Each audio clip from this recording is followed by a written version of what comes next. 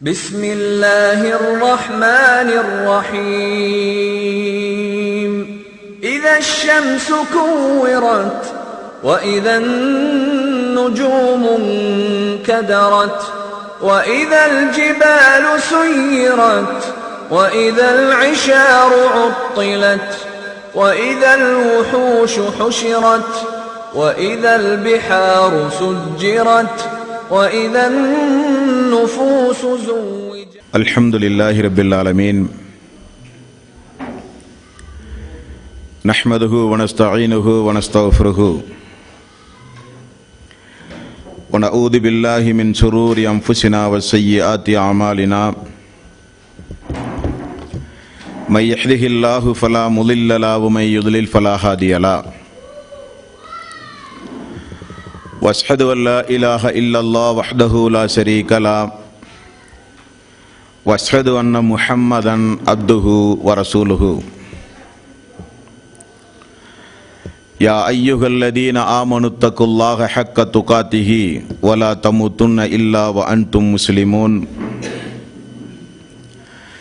يا ايها الناس اتقوا ربكم الذي خلقكم من نفس واحده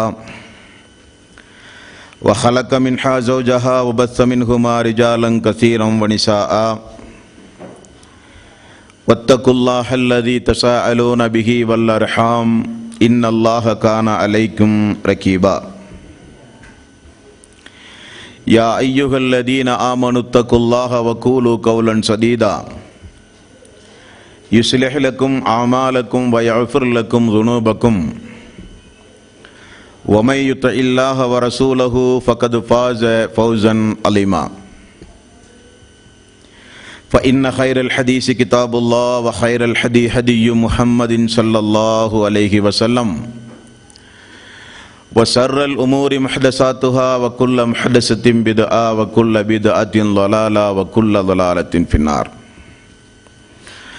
வார்த்தைகளில் சிறந்தது அல்லாஹ்வுடைய வார்த்தை என்றும் வழிகாட்டுதலில் சிறந்தது நபிகள் நாயகம் ஸல்லல்லாஹு அலைஹி வஸல்லம் அவர்களுடைய வழிகாட்டுதல் என்றும் காரியங்களில் மிக மிக கெட்டது மார்க்கங்களில் பித்அத்துகளை உண்டாக்குவது, ஒவ்வொரு பித்அத்தான காரியங்களும் வழிகேடுகள் அனைத்தும் உங்களை நரகில் கொண்டு போய் சேர்க்கும் என்று நபிகள் நாயகம் ஸல்லல்லாஹு அலைஹி வஸல்லம் அவர்கள் தங்களுடைய ஒவ்வொரு சொற்பொழிவிலும் இந்த மனித சமுதாயத்திற்கு நினைவுறுத்தியதை சிறப்புமிக்க இந்த தர்பியா வகுப்பில் அல்லாஹ்வினுடைய ஆலயத்தில் வந்தமர்ந்து கேட்டுக்கொண்டிருக்கின்ற உங்களது சிந்தனையிலும் அந்த நபிமொழியை ஆரம்பமாக நினைவுபடுத்தி எனது உரையை ஆரம்பம் செய்கிறேன். எல்லாம் வல்ல அல்லாஹ் ரப்புல் ஆலமீன் இணை வைத்தல், பித்அத்துகள், அனாச்சாரங்கள், மூட பழக்க வழக்கங்கள், சடங்கு சம்பிரதாயங்களை விட்டும்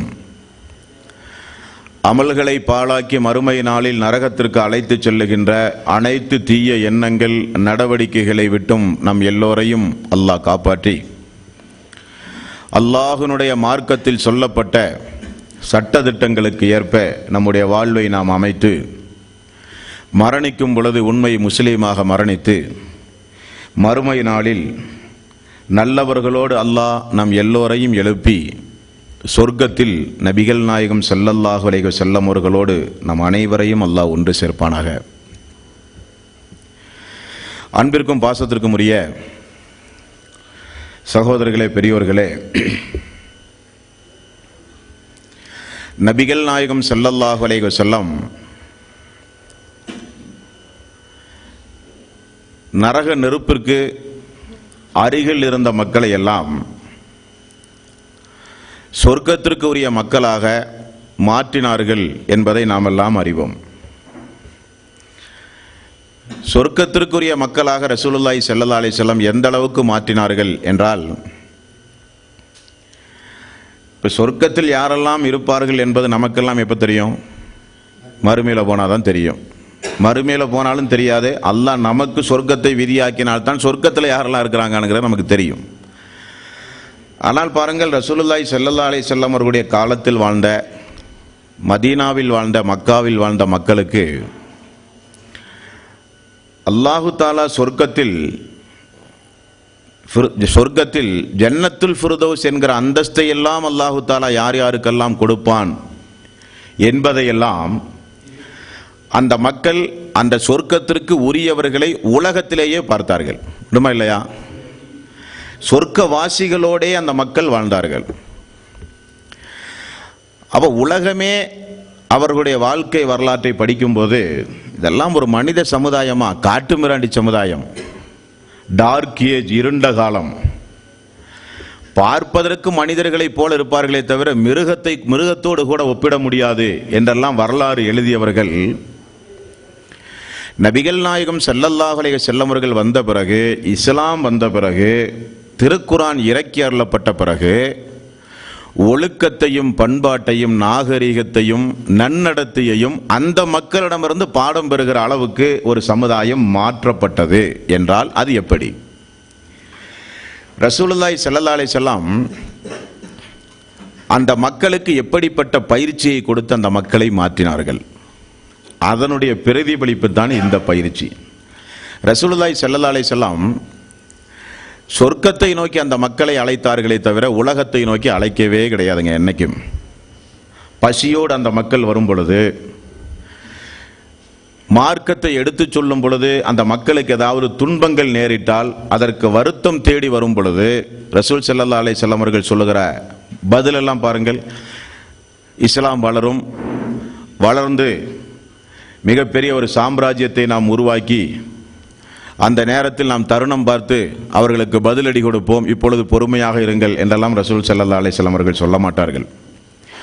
வீடு இல்லாமல், உணவில்லாமல், ஆடை இல்லாமல் இருந்த மக்களுக்கெல்லாம் பிறகு ஒரு காலத்தில் ஆட்சி வந்த பிறகு நல்ல வசதி வாய்ப்பு எல்லாம் உங்களுக்கு நான் தருவேன் என்றும் ரசூல் ஸல்லல்லாஹு அலைஹி வஸல்லம் அவர்கள் சொல்லலை. அல்லாஹ்வுடைய ரசூல் சொன்னதெல்லாம் சொர்க்கம் சொர்க்கம் சொர்க்கம் என்று சொல்லித்தான் அந்த மக்களை உருவாக்கினார்கள். ஒரு கிராமவாசி ஒரு முறை இஸ்லாத்தை தழுவிய ஒரு சம்பவத்தை பாருங்கள். அவர் இஸ்லாத்தை ஏற்றுக்கொண்டார் என்பதற்காக வேண்டி அவருடைய குடும்ப சூழ்நிலையை கருத்தில் கொண்டு பைத்துல் மாலிலே இருந்து ரசூல் ஸல்லல்லாஹு அலைஹி வஸல்லம் கொஞ்சம் பொருளாதார உதவியை அந்த மனிதனுக்கு செய்வதற்காக வேண்டி ஒரு பிரதிநிதியை தேர்வு செய்து அவருடைய கையில் கொஞ்சம் பொருளாதாரத்தை கொடுத்து இன்னாருக்கு கொண்டு போய் கொடு என்றார்கள். பொருளாதாரத்தை கொடுக்க வந்த அந்த மனிதரை கையும் காலுமாக பிடித்து அந்த இஸ்லாத்திற்கு வந்த அந்த கிராமவாசி ரசூலுல்லாஹி ஸல்லல்லாஹு அலைஹி வஸல்லம் இடத்திலே வந்தார். வந்து, யார் ரசூலல்லாஹ், நீங்களா இந்த பொருளாதாரத்தை கொடுத்து அனுப்பினீர்கள்? ஆமாம் என்றார். அல்லாஹ்வுடைய ரசூலே, அல்லாஹ்வின் மீது சத்தியமாக நான் சொல்கிறேன், நான் இஸ்லாத்தை ஏற்றது இந்த பொருளாதாரத்திற்காக அல்ல, சொர்க்கத்திற்காக. அப்ப இஸ்லாத்தை உடனடியாக ஏற்றுக்கொண்ட மக்களானாலும் சரி, ஏற்றுக்கொண்டு ரசூல் ஸல்லல்லாஹு அலைஹி வஸல்லம் அவர்களோடு தொடர்ந்து வாழ்க்கை நடத்துகிற மக்களானாலும் சரி, அவர்களுடைய குடும்பத்தில் எவ்வளவு பெரிய இழப்புகள் ஏற்பட்டாலும் சரி, அவர்களையெல்லாம் ரசூல் ஸல்லல்லாஹு அலைஹி வஸல்லம் அவர்கள் அவர்களுடைய உள்ளத்திற்கு அல்லாஹ்வுடைய ரசூல் பயிற்சி கொடுத்து அந்த மக்களை மாற்றிய ஒரே காரணம்தான் அந்த மக்கள் சொர்க்கவாசிகளாக மாறினார்கள். அப்படிப்பட்ட ஜும்மாவுடைய உரையானாலும், மஸ்ஜிது நபவியில் ரசூல் ஸல்லல்லாஹு அலைஹி வஸல்லம் அவர்கள் நிகழ்த்துகிற வாராந்திர நிகழ்ச்சிகளானாலும் அந்த நிகழ்ச்சிகள் எல்லாமே எதற்காக வேண்டி? உள்ளம் பக்குவப்படுவதற்காக. ஆனால் சைத்தான் உள்ளம் பக்குவப்படுவதை விரும்பவே மாட்டான். சைத்தான் ஒரு மனிதனை எப்படி தாக்குவான்? ஆளுகளை கொண்டோ ஆயுதங்களை கொண்டோ சைத்தான் தாக்க மாட்டான். சைத்தான் ஒரு மனிதனை தாக்குவதெல்லாம் உள்ளத்தில் தான் அவன் தாக்குதல் கொடுப்பான். அந்த சைத்தானிடமிருந்து நம்மை நாம் பாதுகாத்து சொர்க்கம்தான் நம்முடைய லட்சியம் என்பதை நம்முடைய உள்ளத்தில் ஆழப்பதிந்து அதற்கேற்ப நம்முடைய செயல்பாடுகளை நாம் அமைத்து கொண்டால் நிச்சயம் நாம் எல்லாம் சொர்க்கவாசிகள். அல்லாஹு தாலா வாக்கு மாற்றம் செய்கிறவன் அல்ல, அல்லாஹு தாலா பொய் சொல்லுகிறவன் அல்ல, அல்லாஹு தாலா கொடுத்த வாக்கை காப்பாற்றுகிறவன். அவன் சொல்லுகிறான், சைத்தானை விட்டும் தூரமாகி என்னை முழுக்க முழுக்க நீங்கள் சார்ந்திருந்தால் உங்களை நான் கைவிடவே மாட்டேன் என்று அல்லாஹு தாலா சொல்கிறான். இப்ப பாருங்க, இந்த நேரத்தை எத்தனையோ பேர்கள் எதற்கெல்லாமோ செலவு செய்வார்கள். உண்டுமா இல்லையா? என்ன காலம்? கம்ப்யூட்டர் காலம். இந்த காலம் எந்த அளவுக்கு கம்ப்யூட்டர் காலம்? விரலுடைய நுனியில் வைத்து உலகத்தையே இயக்க முடியும் என்பதற்கு எடுத்துக்காட்டாக ஜப்பான் விளங்கியது.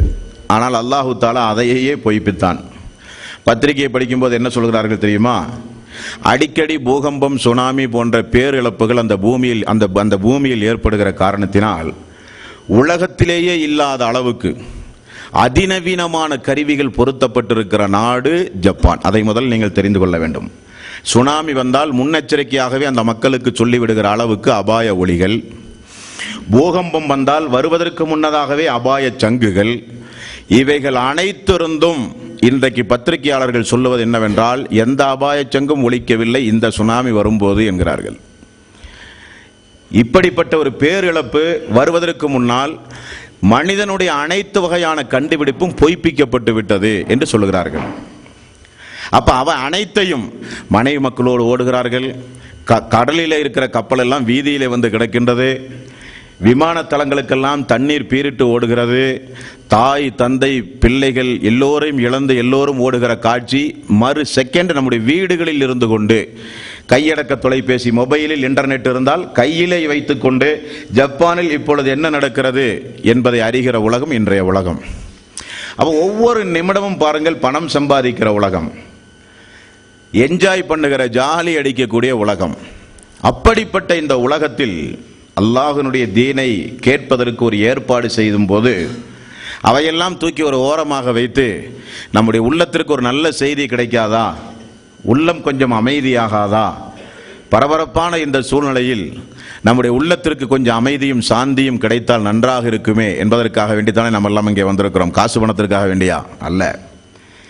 நம்முடைய வாழ்க்கையில் ஏதாவது தவறுகள் இருந்தால் 4 நல்ல செய்திகளை கேட்டு அந்த தவறிலே இருந்து நாம் திருத்துவதற்கு, ஈமான் கொஞ்சம் பலகீனம் அடைந்தால் நம்முடைய ஈமானை கொஞ்சம் உறுதிப்படுத்துவதற்கு, பலகீனமான தக்குவாவை கொஞ்சம் பாதுகாப்பதற்கு, விலை மதிக்க முடியாத ஹிதாயத்தை கொஞ்சம் பிடித்து நிறுத்துவதற்கு, இதற்குத்தான் இந்த நிகழ்ச்சி எல்லாம் நடத்தப்படுகிறது.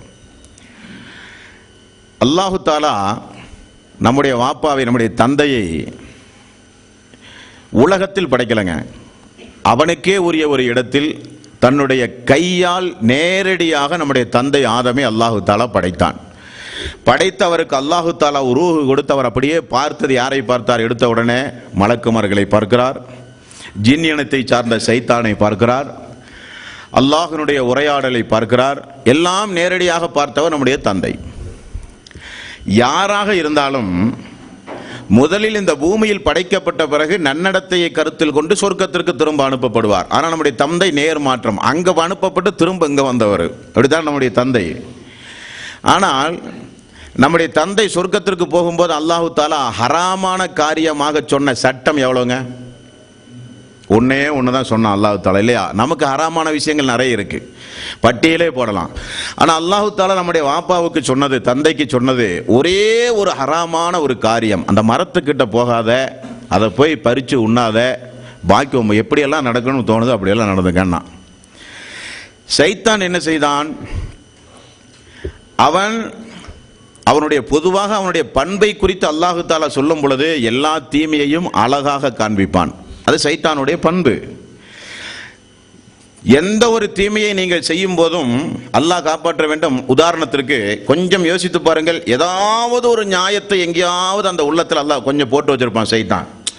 ஊருலகமே செய்யறது இல்லையா, நீ மட்டும்தான் செய்ய போறியா, இப்படினாவது குறைஞ்சபட்சம் சொல்லியிருப்பான், இல்லையா? என்ன தப்பு நீ செய்ய போற, இதெல்லாம் ஊருலகமே செய்யாத புதுசு புதுசா என்னமோ நீ தான் செய்ய போற மாதிரி ரொம்ப பெரிய அழட்டிக்கிற அப்படின்னாவது குறைஞ்சபட்சம் சொல்லுவான்.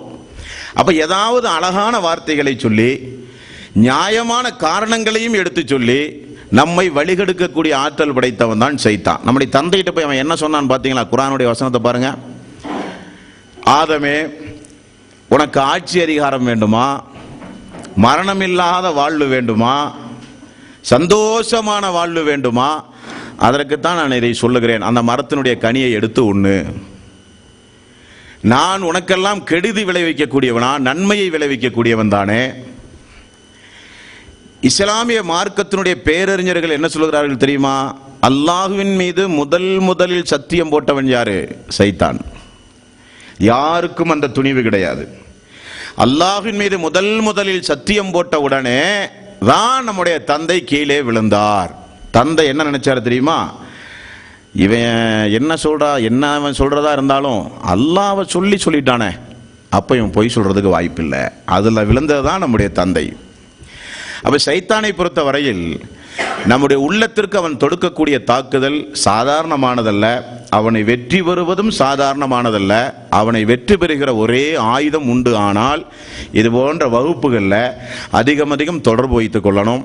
குறிப்பாக அவனை எதிர்த்து போரிடுகிற ஒரு ஆயுதம் உண்டுமானால் அது திருக்குரான் மட்டும்தான்.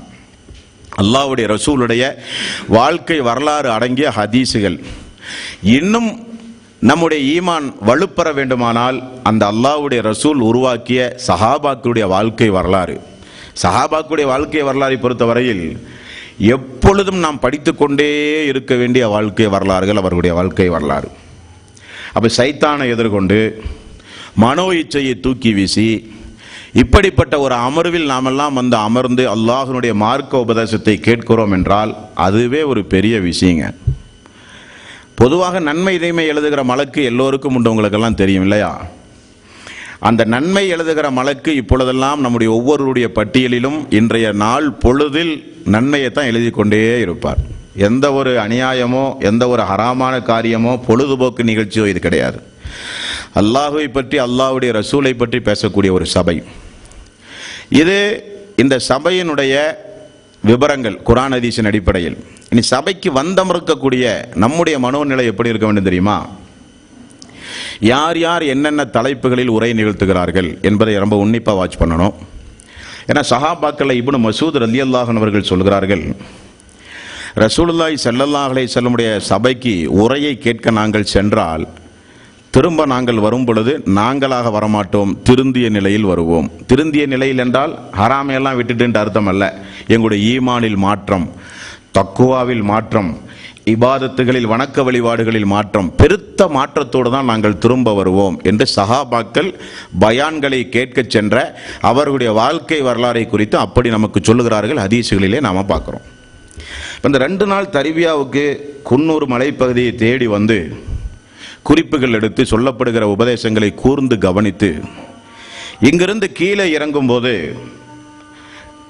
வந்திருக்கக்கூடிய ஒரு 75 பேர்ல ஒரு நபராவது தன்னுடைய வாழ்க்கையில் ஒரு மாற்றத்தை உண்டாக்கி இருக்க வேண்டுமா வேண்டாமா? வேண்டுமா இல்லையா? கண்டிப்பாக இன்ஷா அல்லாஹ் வேண்டும். அதற்கு தான் இந்த நிகழ்ச்சி.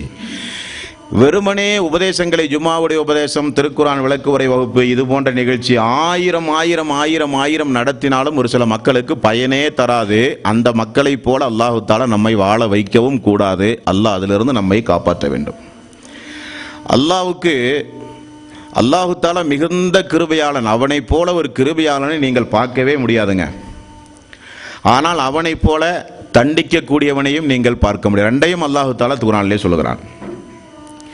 உலகத்தில் ஒரு சில பேர்த்தை நான் தண்டிப்பேன் என்று குர்ஆனில் நிறைய வசங்களை நீங்கள் பார்க்கலாம். அல்லாஹ் தண்டிக்கக்கூடிய தண்டனையில் ஒரு சில தண்டனைகள் உண்டு. என்ன தண்டனை தெரியுமா? உள்ளத்திற்கு அல்லாஹு தாலா சீல் வைத்து விடுவான். குர்ஆனில் சூரத்துல் பக்ராவில் பார்த்தீங்கன்னா, ஹத்தமல்லாஹு அலா குலூபிஹிம் வஅலா சம்இஹிம் வஅலா அப்சாரிஹிம், அவர்களுடைய உள்ளங்களுக்கு நான் சீல் வைத்து விட்டேன் என்று அல்லாஹ். உங்களுக்கு எல்லாத்துக்குமே தெரியும், நீங்கள் சொன்னாலும் சொல்லாவிட்டால் நீங்கள் ஒரு பேஷண்ட் தான் இல்லையா? ஆனால் ஒரு சில நோய் இருக்குது தெரியுமா உங்களுக்கு? ரசூல் ஸல்லல்லாஹு அலைஹி வஸல்லம் பாதுகாப்பு தேடியது, நாமெல்லாம் ரொம்ப ஜாக்கிரதையாக இருக்க வேண்டியது. அந்த நோய் உள்ளம் சம்பந்தப்பட்ட நோய். அந்த நோய் வந்தால் உங்களுக்கு தெரியாது, உங்களை சுற்றி இருக்கிற எல்லாத்துக்குமே தெரியும். ஆனால் உங்களுக்கு தெரியாது, நீங்கள் நல்லவங்களாக தான் இருப்பீங்க. ஆனால் எல்லாத்துக்கும் தெரியும் நீங்கள் ஆள் ஒரு மாதிரின்ட்டு. அதுதான் உள்ளம் சம்பந்தப்பட்ட நோய். உள்ளம் கெட்டுப்போன நமக்கு தெரியாது நம்முடைய உள்ளத்திற்கு ஏதோ பாதிப்பு வந்து விட்டது என்று. ஆனால் வெளியே உள்ள எல்லாத்துக்குமே தெரியும். நிறைய பேரை பாருங்க, ஜும்மாவுடைய பயானை தொடர்ந்து அட்டன் பண்ணுவாங்க, கேட்பாங்க, கூர்ந்து கவனிப்பாங்க, ஆனால் தொழ மாட்டாங்க. ரமலானுடைய மாதம் மட்டும்தான் தொழுவாங்க. அவர்களுக்கு எப்போ நேரம் கிடைக்குதோ அப்போதான் இபாதத்துகளில் ஈடுபடுவாங்க. அவருடைய வாழ்க்கையில் கொடுக்கல் வாங்கல் நேர்மையானதாக இருக்காது. ஹராமான காரியங்களை ரொம்ப தைரியமாக செய்வாங்க, துணிச்சலாக செய்வாங்க. ஆனால் எல்லா பயானையும் முதல் சப்பில் வந்து உட்காந்து அட்டன் பண்ணுவாங்க. இது என்ன பயான்? இது என்ன காரணம்? ஒரு செய்தியை உள்வாங்குகிற, நல்ல செய்தியை உள்வாங்குகிற சக்தியை ஒரு மனிதன் இழந்தால் அது அவனுக்கு மிகப்பெரிய நஷ்டம். அதிலிருந்து அல்லாஹு தாலா நம்ம அனைவர்களையும் காப்பாற்ற வேண்டும். செய்திகளை, நல்ல செய்திகளை உள்வாங்கி கூர்ந்து கவனித்து அதன் அடிப்படையில் நம்முடைய வாழ்வை அமைக்கக்கூடிய நன்மக்களாக அல்லாஹு தாலா நம் எல்லோரையும் ஆக்கி அருள் புரிய வேண்டும். இதன் முதலாவதாக உங்களுடைய சிந்தனையில் நீங்கள் நிறுத்திக் கொள்ள வேண்டிய விஷயம். இன்றைய அமர்வில் இந்த தர்பியாவில் நீங்கள் கேட்ட மாதிரி நானும் ஒரு 2-3 பேர்த்தோட பயானை கேட்டேங்க. ஒரு 20 வருடமாக அழைப்பு பணியில் ஈடுபட்டிருக்கக்கூடிய நமக்கு இந்த அமர்வில் இந்த தர்பியாவில் புது புது செய்திகள் எல்லாம் எனக்கும் கிடைத்தது. உதாரணத்துக்கு பாருங்க, காலையிலிருந்து நம்ம கூர்ந்து நீங்கள் பயானை கேட்டீங்க. அறிவொளி நகரிலிருந்து வந்திருக்கக்கூடிய மக்கள் மட்டும்தான் இந்த கேள்விக்கு பதில் சொல்லணும், வேற யாரும் பேசக்கூடாது.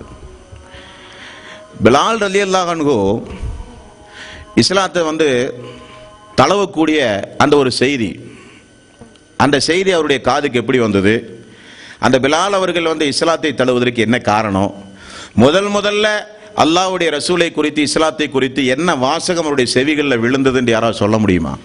ஆசிஃப் ஃபிர்தௌசி அந்த உரை இங்கே நிகழ்த்தினார். தெளிவாகவும் சொல்லணும், கரெக்டாகவும் சொல்லணும். ஏன் அப்படின்னா, நாளைக்கு அல்லது நாளைய மறுநாள் திருப்பூருக்கு போய் எங்கப்பா போயிட்டு வந்தீங்க, தர்பியாவுக்கு போயிட்டு வந்தோம், யாரெல்லாம் பேசினா, ஆசிஃப் ஃபிர்தௌசி பேசினார், நசீர் ஃபிர்தௌசி பேசினார், சபீர் ஃபிர்தௌசி பேசினார், கமாலுதீன் மதனி சாப் பேசினார், கோவை ஐயூப் பேசினார். எப்படி பேசினாங்க? எல்லாம் ரொம்ப நல்லா சூப்பராக பேசினாங்க. என்ன பேசினாங்க? ரொம்ப சூப்பராக பேசினாங்க. என்ன பேசினாங்க? ரொம்ப சூப்பராக பேசினாங்க. இந்த சூப்பர் உங்களையும் திருத்தாது, உங்களுக்கு பயனும் பெறாது. சொன்ன செய்தி அப்படியே சொல்லி காமிக்கணும். பயானில் இப்படி ஒரு விஷயத்தை சொன்னாங்க, எனக்கு ரொம்ப பெரிய சங்கடமாகி போச்சு, என்னை ரொம்ப பெரிய மாற்றத்தை உண்டாக்கிருச்சு, என் வாழ்க்கையில் பெரிய திருப்பு முனையாக அந்த வாசகம் தான் அமைஞ்சது. அப்படி பிலால் ரலியல்லாஹு அன்ஹு ஒரு இஸ்லாத்தை ஏற்ற சம்பவம் ஒரு புது சம்பவம். அதை அந்த அறிவொளி நகர் மக்கள் மட்டும்தான் சொல்லணும், வேறு யாரும் சொல்லக்கூடாதுன்னு ஏன் சொன்னேன்னா, அவங்க தான் முதல் ஸ்டெப்பில் உட்காந்துருக்கிறாங்க. சொல்லுங்க, ரசூல் ஸல்லல்லாஹு அலைஹி வஸல்லம் காலத்தில் வாழ்ந்த பிலால் அவர்கள் இஸ்லாத்தை ஏற்பதற்கு காரணமான ஒரு சம்பவம் நிகழ்ந்தது. ஒரு நபித்தோழரின் மூலமாக இன்னும் ஒரு படி கீழே இறங்கி ஒரு குழுவும் உங்களுக்கு தந்தாச்சு. சொல்லுங்க பாப்பா, என்னன்ட்டு. நீங்க அறிவொளி நகரா? சொல்லுங்க. அவராவது எந்திரிச்சாரான்னு எல்லாம் சந்தோஷப்படுறாங்க, நம்ம தப்பிச்சோமேன்ட்டு. ரைட், பரவாயில்ல.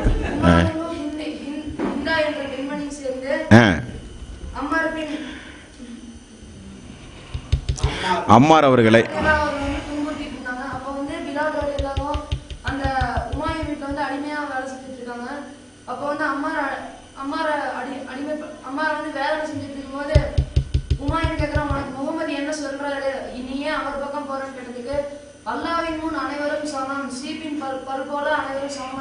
Very good, very good, very good.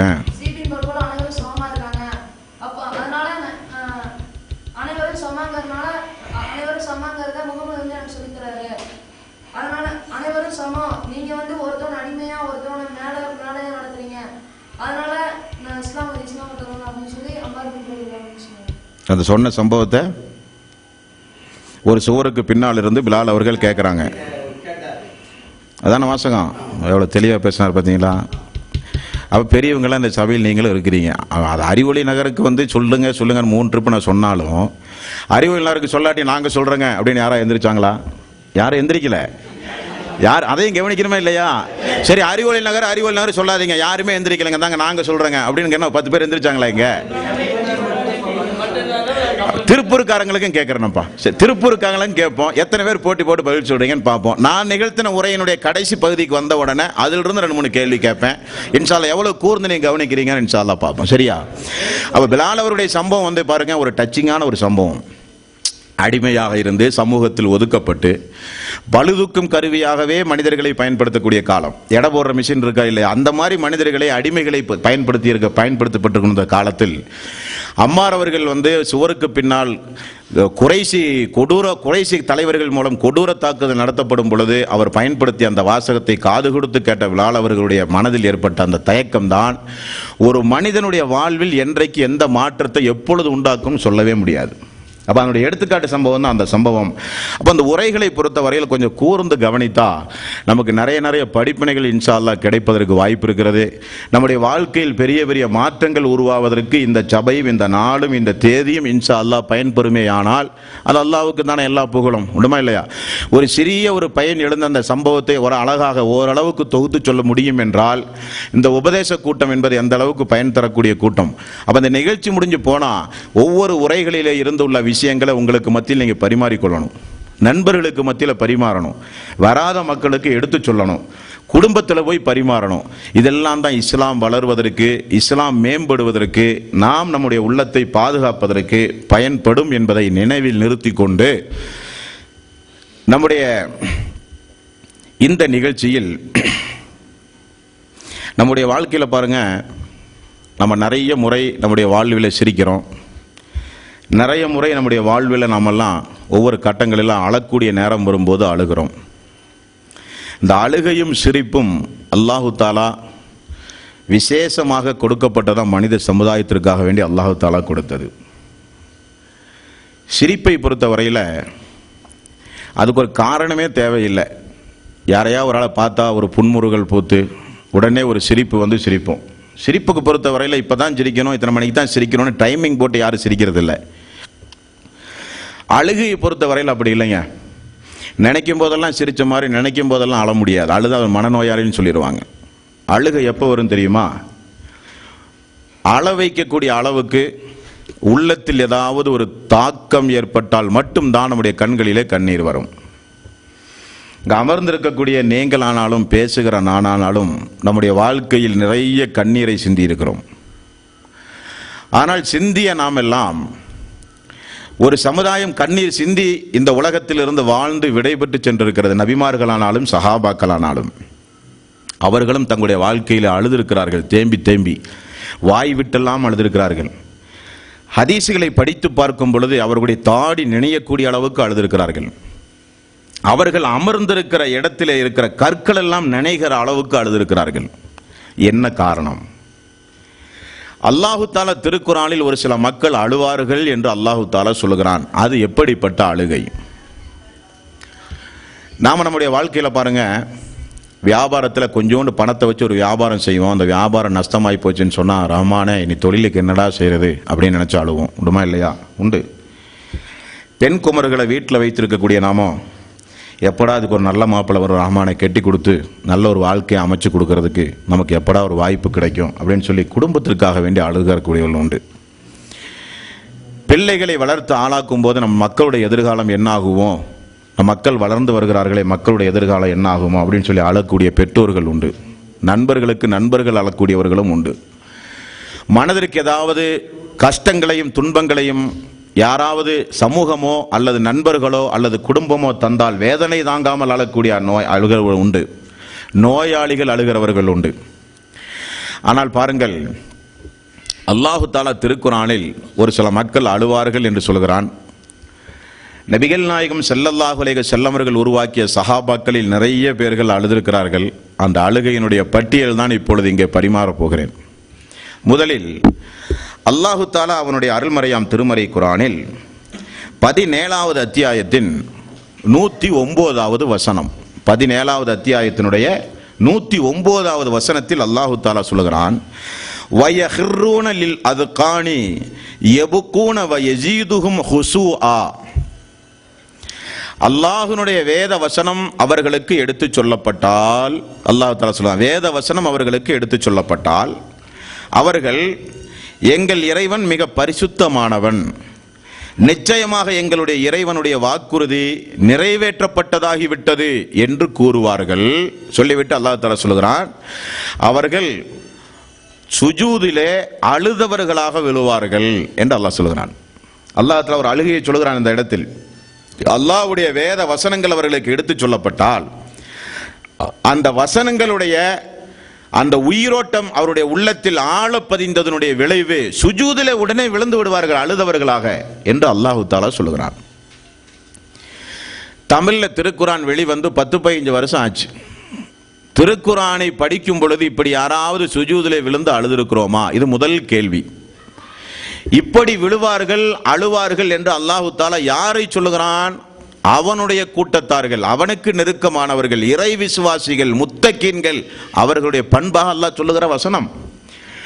அவர்களுக்கு முன்னிலையில் இறை வசனம் ஓதப்பட்டாலோ அவர்கள் ஓதினாலோ அவர்களுக்கு அந்த இறைவசனம் நினைவூட்டப்பட்டால் சுஜூதிலே விழுவார்கள், அழுதவர்களாக விழுவார்கள் என்று அல்லாஹு தாலா அவனுடைய அருள்மறையாம் திருமறை குரானிலே சொல்லுகிறான்.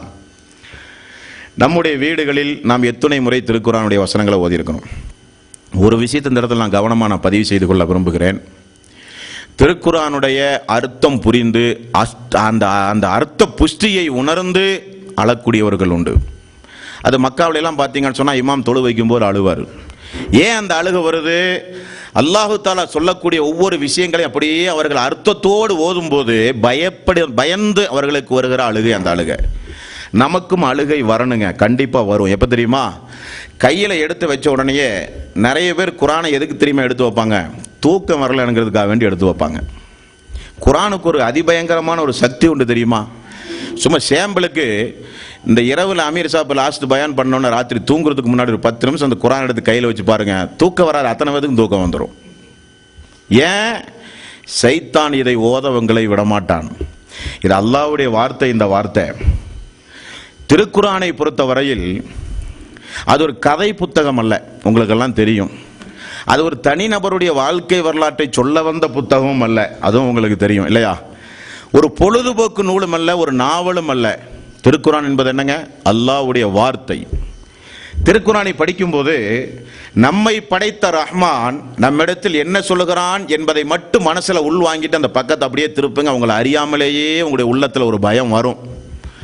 படிக்கிறதுக்கு முன்னாடி உங்களை கொஞ்சம் நீங்க ப்ரிப்பேர் பண்ண வேண்டியிருக்கு. குறைஞ்சபட்சம் உதவி செய்ய வேண்டியிருக்கு. குறைஞ்சபட்சம் உதவி செய்து துவாவெல்லாம் ஓதி சைத்தான முதல்ல வீட்டுல இருந்து வெளியே துரத்தி விட்டுட்டு அத்தேகத்தில் உட்கார்ந்து நாம எடுத்திருக்கிறது அல்லாஹ்வுடைய வேதம் அப்படிங்கிற ஒரு உணர்வு பூர்வமா ஒரு பக்கத்தையும் திருப்பி பாருங்க. அல்லாஹ் சொல்லக்கூடிய செய்திக்கு ஒரு மரியாதை இருக்கும். உள்ளத்துல ஒரு மிகப்பெரிய மாற்றம் வருவதற்கு வாய்ப்பு இருக்கும். இதுதானுங்க ஒரு சமுதாயத்தையே திருத்தி எடுத்தது.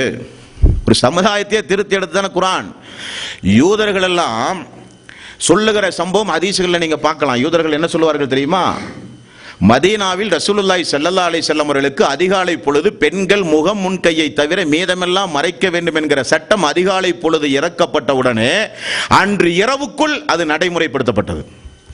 எல்லா பெண்களும் தங்களை மறைத்தவர்களாக நடந்ததை நாங்கள் பார்த்தோம் என்று யூதர்கள் சொல்லுகிற அளவுக்கு வாழ்க்கை வரலாற்றுக்கு சொந்தக்காரர்கள் நாம். ஆனா அந்த வசனம் 1400 வருஷத்தையும் தாண்டி ஊரில் இருக்குது. நம்முடைய வீடுகளில் கூட அந்த வசனம் ஒரு மாற்றத்தை உண்டாக்கல. நம்முடைய பெண்கள்கிட்ட உண்டுமா இல்லையா? என்ன காரணம்? குரான் நமக்கு சொந்தம், குரான் நமக்கு சொந்தம், நாமெல்லாம் குரானுடையவர்கள், குரானை பாதுகாக்கக்கூடியவர்கள், எங்களுடைய வேதம் திருக்குரான். சும்மா பெருமை அடித்துட்டு எந்த காரியம் இல்லைங்க. குரான் நம்முடைய வாழ்வில் மாற்றத்தை உண்டாக்க வேண்டும். அந்த மாற்றத்தினுடைய முதல் படித்தரத்தை அல்லாஹ் தஆலா சொல்லும் போது இறை விசுவாசிகளுக்கு அந்த திருக்குரானுடைய ஆயத்தை எடுத்து சொல்லப்பட்டால் சுஜூதிலே விழுவார்கள், அழுதவர்களாக விழுவார்கள். என்னுடைய ரப் எனக்கு இப்படிப்பட்ட ஒரு கட்டளை இட்டு விட்டானே. இந்த குரானுக்கு எவ்வளவு பெரிய சக்தி இருக்கு தெரியுமா உங்களுக்கு? குரானு பல முறை பயான்ல கேட்குறீங்க. அந்த குரானுடைய வசனங்கள் சொல்லக்கூடிய சபைகளில் நீங்க இருக்கிறீங்க. குரானுடைய மகத்துவம் தெரியுமா? ஒரு மலையின் மீது இந்த திருக்குரான் இறக்கி அருளப்பட்டிருக்குமே, ஆனால் மலை கூட தூள் தூளாக மாறிவிடும் என்று அல்லாஹ் தஆலா சொல்றான். அப்படிப்பட்ட சக்தி வாய்ந்த ஒரு வேதத்தை அல்லாஹ் தஆலா ஒரு மனிதரை முஹம்மது நபி ஸல்லல்லாஹு அலைஹி வஸல்லம் உள்ளத்தில் அதை இறக்குகிறான் என்றால் அவரை அல்லாஹ் தஆலா எப்படிப்பட்ட உறுதிமிக்கவராக அல்லாஹ் ஆக்கியிருப்பான். அந்த இராகோய்க்கு வர வைத்து பல நாட்கள் அவர் அங்கே அல்லாஹுவை நினைவு கூர்ந்து ஜிப்ரீல் அலைஹிஸ்ஸலாத்து வஸ்ஸலாம் அவர்கள் வந்து அதற்கு முன்னதாகவே அவருடைய உள்ளமெல்லாம் திறக்கப்பட்டு ஜம்ஜம் நீரால் குளிப்பாட்டப்பட்டு அவருடைய இருதயத்தில் முழுக்க முழுக்க கல்வி ஞானத்தை பூட்டிய பிறகு இறைவசனம் இறங்கினால் அந்த கணப்பரிமாணத்தை தாங்குகிற அளவுக்கு அல்லாஹ்வுடைய ரசூலை உறுதிப்படுத்திய பிறகு இறக்கிய வசனம் திருக்குரான். ஒட்டகம் என்பது எவ்வளவு பெரிய சக்தி வாய்ந்த ஒரு பிராணி தெரியுமா? உண்டுமா இல்லையா? ஒட்டகத்தின் மீது ரசூலுல்லாஹி ஸல்லல்லாஹு அலைஹி வஸல்லம் அவர்கள் இருக்கும்போது இந்த வஹி இறங்கினால் ஒட்டகம் நின்று கொண்டிருந்த ஒட்டகம் கீழே அமருமாம். கணம், அந்த அளவுக்கு கணம் திருக்குரான். அப்படிப்பட்ட திருக்குரானுடைய ஒரு வசனம் ஓத கேட்டால் இறை விசுவாசிகளை குறித்து அல்லாஹ் சொல்கிறான், அவர்களால் தாங்க முடியாது, அழுதவர்களாக சுஜூதிலே விழுந்து விடுவார்கள் என்று அல்லாஹ் சொல்கிறானா இல்லையா? இந்த வசனம் யாருக்கு இறங்குச்சு? ரசூலுல்லாஹி ஸல்லல்லாஹு அலைஹி வஸல்லம் அவர்களுக்கு இறங்குச்சு. இந்த வசனத்தை அல்லாஹ்வுடைய ரசூல் தனக்கு மட்டும் வைத்தாரா? மக்களுக்கெல்லாம் ஓத சொல்லியிருப்பார் இல்லையா? ஒரு சமுதாயத்தை பாருங்க, திருக்குரானோடு தொடர்புள்ள ஒரு சமுதாயம், திருக்குரானை மனனம் செய்த ஒரு சமுதாயம், இந்த திருக்குரான் வசனத்தோடு அவர்களுக்கு இருந்த ஒரு தொடர்பை சுபஹானல்லாஹ் நீங்கள் பார்க்கத்தான் வேண்டும், படிக்க வேண்டும். அப்பொழுதுதான் நம்முடைய உள்ளத்திலும் கொஞ்சமெல்லாம் அல்லாஹ் சொன்னான்னு சொன்னா ஒரு மாற்றம் வரும். இன்றைக்கு இருக்கிற காலமெல்லாம் அல்லாஹ்வுடைய பெயரை பயன்படுத்தியே ஏமாற்றுகிற காலம் உண்டுமா இல்லையா? அல்லாஹ் மேல சத்தியமெல்லாம் ரொம்ப சர்வசாதாரணமாக போடுவார்கள்.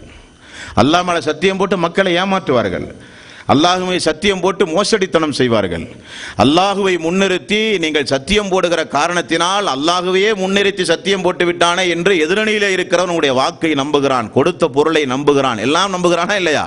அல்லாஹுவை முன்னிலைப்படுத்தி மனித சமுதாயத்தை ஏமாற்றுகிற காலம் இந்த காலம். ரசூல் ஸல்லல்லாஹு அலைஹி வஸல்லம் காலத்தில் வாழ்ந்த ஒரு சம்பவத்தை பாருங்கள். உம்முல் ஐம் என்கிற ஒரு தாய். இந்த தாய் யாருன்னு யாருக்காவது தெரியுமா? திருப்பூர்காரங்க சொல்லுங்க பார்ப்போம். எல்லாமே திருப்பூர் தான், இருந்தாலும் யாராவது ஒரு ஆள் சொல்லுங்க. உம்முல் ஐம் என்கிற ஒரு தாய் உண்டு. அந்த தாய் யார் என்று யாருக்காவது தெரியுமா? Very good. ரசூல் ஸல்லல்லாஹு அலைஹி வஸல்லம் அவர்களுக்கு அவங்களுடைய சொந்த தாய் இறந்த பிறகு ரசூல் ஸல்லல்லாஹு அலைஹி வஸல்லம் அவர்களுக்கு பால் குடித்து வளர்த்தி ஆளாக்கிய செவிலித்தாய் மட்டுமல்ல, தாய்க்கு பின் தாய் என்று ரசூல் ஸல்லல்லாஹு அலைஹி வஸல்லம் அவர்கள் பாராட்டி சீராட்டி சொன்ன தாய் உம்முல் ஐம். எந்த அளவுக்கு தெரியுமா? உயர்மட்ட ஆலோசனை குழு என்று ரகசிய ஆலோசனை எல்லாம் நடத்தப்படும் பொழுது கூட அந்த அம்மா வந்தால் சபையிலிருந்து அல்லாஹ்வுடைய ரசூல் எழுந்து ஓடி போய் அந்த அம்மாவுக்கு அருகிலே போய் நின்று கொண்டு செவிதாழ்த்தி அந்த அம்மா சொல்லுவதையெல்லாம் கேட்டு மரியாதை கொடுத்து விட்டு திரும்ப வந்து அமருகிற அளவுக்கு உள்ள தாய் அந்த அம்மா உம்முல் ஐம் என்று சொல்லப்படுகிற அம்மா. அப்துல்லாவுடைய காலத்திலேயே தந்தை அப்துல்லா, ரசூலுல்லாஹ்வுடைய தந்தை அப்துல்லா இருக்கிற காலத்திலேயே உள்ள ஒரு தாய். ரசூல் ஸல்லல்லாஹு அலைஹி வஸல்லம் மௌத்தா போயிட்டாங்க. இன்னைக்கு மௌத்தா போயிட்டாங்கன்னு சொன்னால் நமக்கெல்லாம் தெரியும். மௌத்தா போன உடனே அபூபக்கர் சித்திக் அவர்களும் உமர் அவர்களும் அல்லாஹ்வுடைய ரசூலுடைய தாய்க்கு பின் தாயாக இருக்கிற உம்முல் ஐம் அவர்களை போய் பார்த்துட்டு வருவோமே அப்படின்னு சொல்லி 2 நபித்தோழர்களும் போகிறாங்க. போன உடனே அவங்க 2 பேர்த்தையும் பார்த்த உடனே அந்த அம்மா அழுக ஆரம்பிச்சிடுறாங்க. அப்போ அபூபக்கர் அவர்கள் அந்த உம்முல் ஐம் அவர்கள்ட்ட சொல்கிறாங்க, உம்முல் ஐம் அவர்களே, ரசூல் ஸல்லல்லாஹு அலைஹி வஸல்லம் பிரிவு செய்தியை நினைத்தா நீங்கள் அழுகிறீர்கள். அவருக்கு அல்லாஹு தாலா என்ன குறை வைத்திருக்கிறான்? முன்பின் பாவங்களை எல்லாம் மன்னித்து விட்டான். அல்லாஹ்வுடைய அனுமதியோடு இந்த உம்மத்திற்காக வேண்டி அல்லாஹ்விடத்தில் பரிந்து பேசுகிற அளவுக்கு மிக சிறப்பு வாய்ந்தவர், இறுதி நபி, சொர்க்கத்திற்கென்றே அல்லாஹ்வால் வாக்களிக்கப்பட்ட சொர்க்கத்திற்கு உரியவர். அப்படியெல்லாம் இருக்கும் பொழுது அவரை நினைத்து ஏன் நீங்கள் அழுகிறீர்கள் என்று சொன்னவுடன் அந்த அம்மா சொன்ன பதிலை கேட்டு 2 சஹாபாக்களும் அழுதார்கள். அந்த அம்மா என்ன தெரியுமா சொன்னாங்க? நான் எனது வளர்ப்பு மகன் முஹம்மது அவர்களுடைய மரணத்தை நினைத்து நான் அழவில்லை. அவர் மரணித்த காரணத்தினால் என்ன ஏற்பட்டது என்பதை நினைத்து நான் அழுகிறேன். என்ன ஏற்பட்டது? வஹி நின்று போய்விட்டது. வஹி நின்று போய்விட்டதை நினைத்து நான் அழுகிறேனே தவிர முஹம்மது அவர்கள் இறந்து விட்டதை நினைத்து நான் அழவில்லை. நீங்கள் சொன்னதைப் போல அல்லாஹு தாலா அவருக்கு உரிய அந்தஸ்தை கொடுத்துத்தான் இருக்கிறான் என்று சொன்னார்கள். கேட்ட உடனே நாங்களும் அழுதோம் என்ற ஹதீசுகளை பார்க்கிறோம். அப்போ பாருங்க, குர்ஆன் இறக்கப்பட்ட காலத்தில் வாழ்ந்த ஒரு மக்கள், கொஞ்சம் அப்படியே நம்ம மதீனாவுக்கு போனோம், வாழ்ந்த மக்கள். ரசூல் ஸல்லல்லாஹு அலைஹி வஸல்லம் மௌத்தா போயிட்டார். அதையே அவர்களால் தாங்க முடியாத ஒரு மிகப்பெரிய ஒரு பிரியாவிடை. மௌத்தா போன அல்லாஹ்வுடைய ரசூல் வாழ்ந்த ஒரு சமுதாயத்தில் இருக்கிற மக்களுடைய கவலை, நமக்கு வஹி வர்றது நின்று போச்சே. அல்லாஹ்வுடைய ரசூல் இருக்கிற நேரத்திலெல்லாம் திடீர்னு ஜிப்ரீல் வருவார், ஏதாவது ஒரு செய்தியை சொல்லுவார். ரசூல் ஸல்லல்லாஹு அலைஹி வஸல்லம் அல்லாஹ் இதை சொன்னான் என்று சொல்லுவாரே, அப்படிப்பட்ட வஹி நின்று போய் விட்டதே என நினைத்து அழுத சஹாபாக்கள் அந்த சஹாபாக்கள். அதான் அவருடைய அழுகைக்கும் நமக்கும் நிறைய வித்தியாசம் உண்டுன்னு ஆரம்பத்திலே சொன்னேன். ஒரு வாரம் ஆச்சு, திங்கட்கிழமையிலேருந்து ஞாயிற்றுக்கிழமை வரையும் ஆச்சு. குர்ஆனுடைய ஒரு பக்கத்தை கூட படிக்காமல் நம்ம இந்த ஒரு வாரத்தை கழிச்சிட்டோமே. என்னைக்காவது நம்ம அழுதுருக்கிறோமா? என்னைக்காவது நம்ம அழுதுருக்கிறோமா? மாத கணக்கா, 2 மாத கணக்கா, 3 மாதமா, 6 மாதமா, வருட கணக்கா திருக்குர்ஆனுடைய ஒரு பக்கத்தை கூட புரட்டாத அன்பர்கள் எல்லாம் இருக்கலாம், குறைத்து மதிப்பிடலாம். ஆனால் சரியா என்பதை பரிசீலனை தான் தர்பியாவுக்கே வந்திருக்கிறோம். கொஞ்சம் யோசித்து பாருங்கள். வஹி நின்று போய் விட்டதே என்பதற்காக வேண்டி தேம்பி தேம்பி ஒரு தாய் அழுகிறார்கள் என்றால் அது வளர்ப்பு மகனை இழந்த துக்கம் கூட இல்லாமல் வஹி நின்று போய் விட்டதே என்பதற்காக வேண்டி அழுகிறார்கள் என்ற அந்த உள்ளத்தை கொஞ்சம் பார்க்கணும். நீங்க அல்லாஹு தாலா நான் அவர்களை பொருந்திக் கொண்டேன் என்கிற வாசகத்தை அல்லாஹ் வெறுமனே பயன்படுத்தவில்லை. அல்லாஹ்வுடைய பொருத்தத்திற்கு உரியவர்களாக அவர்கள் வாழ்ந்து மரணித்த காரணத்தினால் அந்த அந்தஸ்தை அந்த மக்கள் பெற்றார்கள். அப்படித்தானே? வஹி நின்று போய் விட்டதே. குர்ஆன் இந்த வாரம் பூரா குர்ஆன் ஓதலையே, சரி வாரம் பூரா ஓதாட்டியும் பரவாயில்ல, குர்ஆன் ஓத தெரியாமலேயே வாழ்ந்துட்டு இருக்கிறோமே, அது எவ்வளவு பெரிய கொடுமை. அது எவ்வளவு பெரிய கொடுமை. முஸ்லீம் என்கிற ஒரு அந்தஸ்து நமக்கு கிடைச்சிருக்கிறது. இஸ்லாமிய மார்க்கத்தை பின்பற்றுகிற வாய்ப்பை அல்லாஹு தஆலா தந்திருக்கிறான். வேதம் திருக்குர்ஆன் சொல்றோம், தூதர் முஹம்மது நபி என்று சொல்றோம், சொர்க்கத்தையும் நரகத்தையும் நம்பியவர்கள் என்று சொல்லுகிறோம். ஆனால் திருக்குர்ஆனை அரபி மொழியில் ஓத தெரியாமலேயே நம்முடைய வாழ்க்கையை நாம் கழிக்கிறோமே. கொஞ்சம் நாம் மறுபரிசீலனை செய்ய வேண்டும் நம்முடைய வாழ்க்கையை. குர்ஆன் அப்படி ஓத தெரியாட்டி என்னென்னலாம் விளைவு ஏற்படும்? தொழுகையில் ஓத முடியாது. தொழுகையில் ஓதாமலேயே தொழுக கூடுமா? சூரத்துல் ஃபாத்தியா ஓதாதவனுக்கு தொழுகை உண்டுமா? இல்லை. தொலை தெரியாவிட்டால் என்ன விளைவு ஏற்படும், அந்த தொழுகை ஆரோக்கியமான தொழுகை இல்லாவிட்டால் என்ன ஏற்படும், வெறுமனே குமிந்து நிமிர்ந்தால் போதுமா, சொர்க்கம் கிடைக்குமா, கிடைக்காது. தொழுகையாளிக்கும் கேடு என்று குர்ஆன் வசனம் உண்டுமா இல்லையா, தொழுதுட்டு நரகம் போறோம்னா அப்படிப்பட்ட தொழுகை நமக்கு எதுக்கு. இப்படி குர்ஆனை ஒரு மனிதன் ஓதாவிட்டால் அவனுடைய வாழ்வில் ஏற்படுகிற இழப்பு பெரிய பெரிய பெரிய பெரிய இழப்பு. அந்த இழப்புக்கு உரியவர்களாக இதுவரை வாழ்ந்திருந்தாலும் இந்த தர்பியாவோடு அந்த நிலையில் ஒரு மாற்றம் உண்டாக வேண்டும். அப்ப வஹிக்காக வேண்டி அழுத தாயாரு உம்முல் ஐம் ரலியல்லாஹு அன்ஹா அவர்கள் வஹி நின்று விட்டதே என்பதற்காக வேண்டி அழுதார். அதே போல வஹி நின்று விட்டதே என்பதற்காக வேண்டி அழுத சொர்க்கத்திற்கு வாக்களிக்கப்பட்ட ஒரு நபித்தோழர் உண்டு. யாரு தெரியுமா உங்களுக்கு, சொல்லுங்க பார்ப்போம். இல்ல, உமர் ரலியல்லாஹு அன்ஹு. உமர் ரலியல்லாஹு அன்ஹு அந்த மக்களுடைய வாழ்க்கை வரலாறு அப்படியே உட்கார்ந்து படிச்சு பார்த்தீங்க. இப்போ அகமது ஹதீஸ் கொஞ்சம் வெளிவந்திருக்குது, 1603 ஹதீஸ் வெளிவந்திருக்கு அகமது. கண்டிப்பாக ஒவ்வொரு தாய்களுடைய வீடுகளிலும் இருக்க வேண்டிய பொக்கிஷம், மார்க்கத்தை படிக்க வேண்டும் என ஆர்வம் உள்ளவர்களுடைய வீடுகளில் இருக்க வேண்டிய பொக்கிஷம் அகமது என்கிற கிதாப். காரணம் என்ன, சஹாபாக்குடைய வாழ்க்கை வரலாற்று அப்படியே அந்த இமாம் படம் பிடிச்சு காமிச்சிருக்கிறார். வேற வேற ஹதீஸ் கிதாபுக்கும் அந்த ஹதீஸ் கிதாபுக்கு நிறைய வித்தியாசத்தை என்னால் பார்க்க முடிஞ்சது. வேற வேற ஹதீஸ் கிதாபை பார்த்தீங்கன்னா ஒதுவுடைய சட்டம், தண்ணீருடைய சட்டம், பாங்குடைய சட்டம் வருமா இல்லையா, அதில் அப்படி இல்லை. தமிழில் வெளிவந்ததுக்கு அப்புறம் தான் அந்த கிதாபுடைய அருமை பெருமை எனக்கு தெரிஞ்சது. பார்த்தீங்கன்னு சொன்னால் ஒவ்வொரு சஹாபாக்குடைய வாழ்க்கை வரலாறுகளையும் எடுத்து அந்த இமாம் எழுதி அவர்கள் அறிவித்த அபூபக்கருடைய வாழ்க்கை வரலாறுனா அபூபக்கர் எவ்வளவு ஹதீஸ் அறிவிச்சிருப்பாரு அதை மட்டுமே தொகுத்து வந்திருக்கிறார். உமர் அவர்கள் உமருடைய வாழ்க்கை வரலாறு, அவர் அறிவிச்ச ஹதீஸுகள். இப்படி சஹாபாக்குடைய வாழ்க்கை வரலாற்றை அதிகமாக தெரிந்து கொள்ளணும்னா அந்த அகமதுங்கிற ஹதீஸ் நூல் ரொம்ப பயன்படக்கூடிய நூல், ஒவ்வொரு வீடுகளிலும் இருக்கக்கூடிய ஒரு நூல். அதில் பாருங்க, அரஃபா தினத்தில் எல்லோரும் ரசூல் ஸல்லல்லாஹு அலைஹி வஸல்லம் அந்த உரையை ரொம்ப உருக்கமாக கேட்டுட்டு இருக்கக்கூடிய நேரங்க.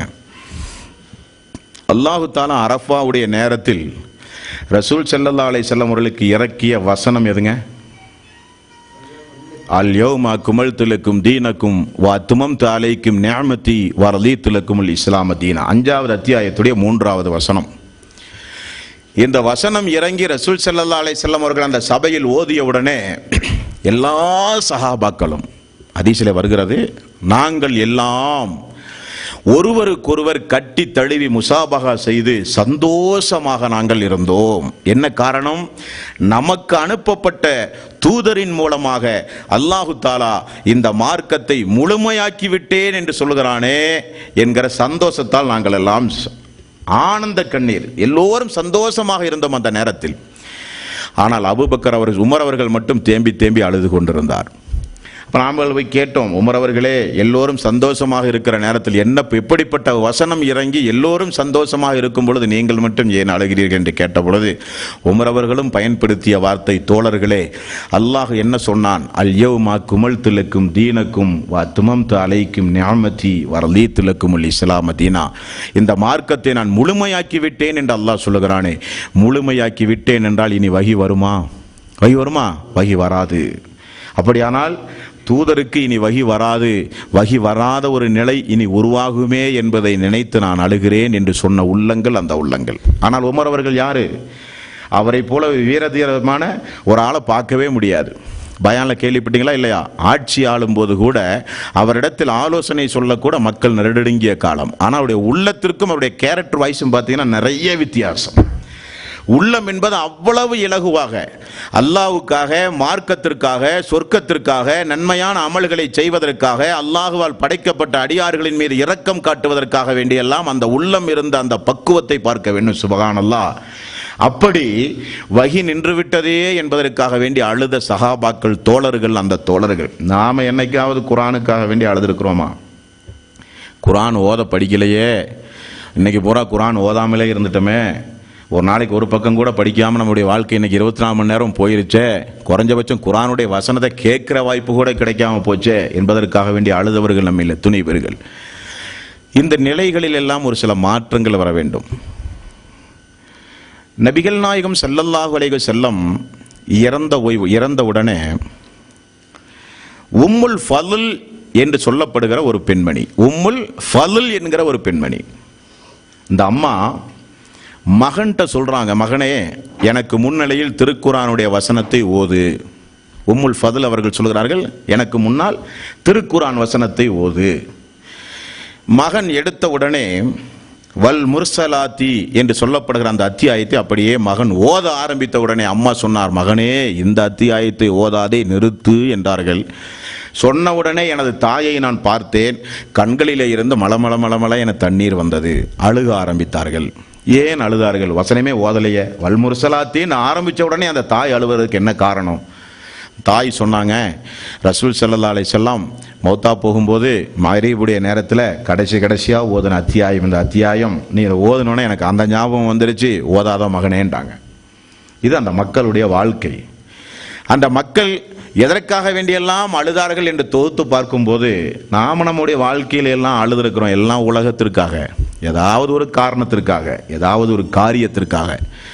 ஆனால் அந்த மக்கள் அழுகையெல்லாம் அல்லாஹ்வுடைய ரசூல், மார்க்கம், மறுமை, தன்னுடைய சொந்த வாழ்விலே இருக்கிற அமல் அல்லது மார்க்கத்தை ஏற்காமல் வாழ்ந்து கொண்டிருக்கிற அறியாமையிலே இருக்கிற மக்கள், நம்முடைய தாய், மனைவி, இப்படி எல்லாம் மறுமைக்காக வேண்டி அழுத மக்கள் அந்த மக்கள். உலகத்திற்காக வேண்டி அழுகிற மக்கள் நாமெல்லாம். அப்ப ரசூல் ஸல்லல்லாஹு அலைஹி வஸல்லம் மக்ரிபில் இந்த அத்தியாயத்தை தான் ஓதினார்கள் என்று சொல்லுகிற அளவுக்கு பெண்கள் தொழுகையில் பங்கெடுத்தார்கள் என்பது தனி சட்டம். ஓதிய தொழுகையில் பங்கெடுத்த அந்த பெண்கள் எல்லாம் இந்த அத்தியாயத்தை ரசூல் ஸல்லல்லாஹு அலைஹி வஸல்லம் இந்த நேரத்தில் ஓதினார்கள் என்று நினைவு கூறுகிற அளவுக்கு அந்த பெண்கள் திருக்குர்ஆனோடு தொடர்பு வைத்திருக்கிறார்கள் என்றால், மக்ரிபில் தொழுகை நடக்க போது ஒரு சேலஞ்சா பேசுவோமே, இமாம் மக்ரிப் தொழுகையில் சூரத்துல் ஃபாத்திஹா பிறகு துணை சூரா ஓதட்டு, இஷா தொழுகை முடிஞ்சோடனே துணை சூரா என்ன ஓதினாருன்னு கேட்டு யாரா பதில் சொல்லுங்க பார்ப்போம். யாருக்கா பதில் சொல்ல முடியுமா? சும்மா அப்படியே ஒரு ஜடமாட்டம் நிற்போம் நம்ம தொழுகையில். வளல்லாலின்னு சொன்னால் ஆமீன் ஒரு வார்த்தையை சொல்லுவோம். என்ன சூறா ஓதுறாரு, என்ன செய்கிறாரு, என்ன விஷயம், என்ன ஆயுதுன்னு தெரியாது. அந்த அளவுக்கு சஹாபாக்குடைய வாழ்க்கை வரலாறுகள் நம்முடைய ஹதீஸுகளின் வாயிலாக நாம் படிக்கும்போது நமக்கு மிகப்பெரிய ஒரு வருத்தங்க. அல்லாஹு தஆலா நமக்கு நிச்சயம் சொர்க்கம் தர வேண்டும். காரணம் ஏனென்றால் சிறுக்கு இல்லாமல் வாழ்ந்து விட்டோம். உண்டுமா இல்லையா? சிறுக்கு நம்முடைய வாழ்க்கையில் கிடையாது, தௌஹீத் உண்டு. தௌஹீதை பின்பற்றிய காரணத்தினால் அல்லாஹ் நமக்கு ஒரு வாக்கு தந்திருக்கிறான், உங்களுக்கு சொர்க்கத்தை நிச்சயமாக நான் தருவேன். நாம செய்யக்கூடிய ஏதாவது குசும்புத்தனமான வேலைகளுக்கு கொஞ்சம் நரகத்தில் போட்டு அப்படி கொஞ்சம் வாட்டி எடுத்தாலும் இறுதியில் நமக்கு சொர்க்கம் உண்டு, அது நமக்கு கேரண்டி.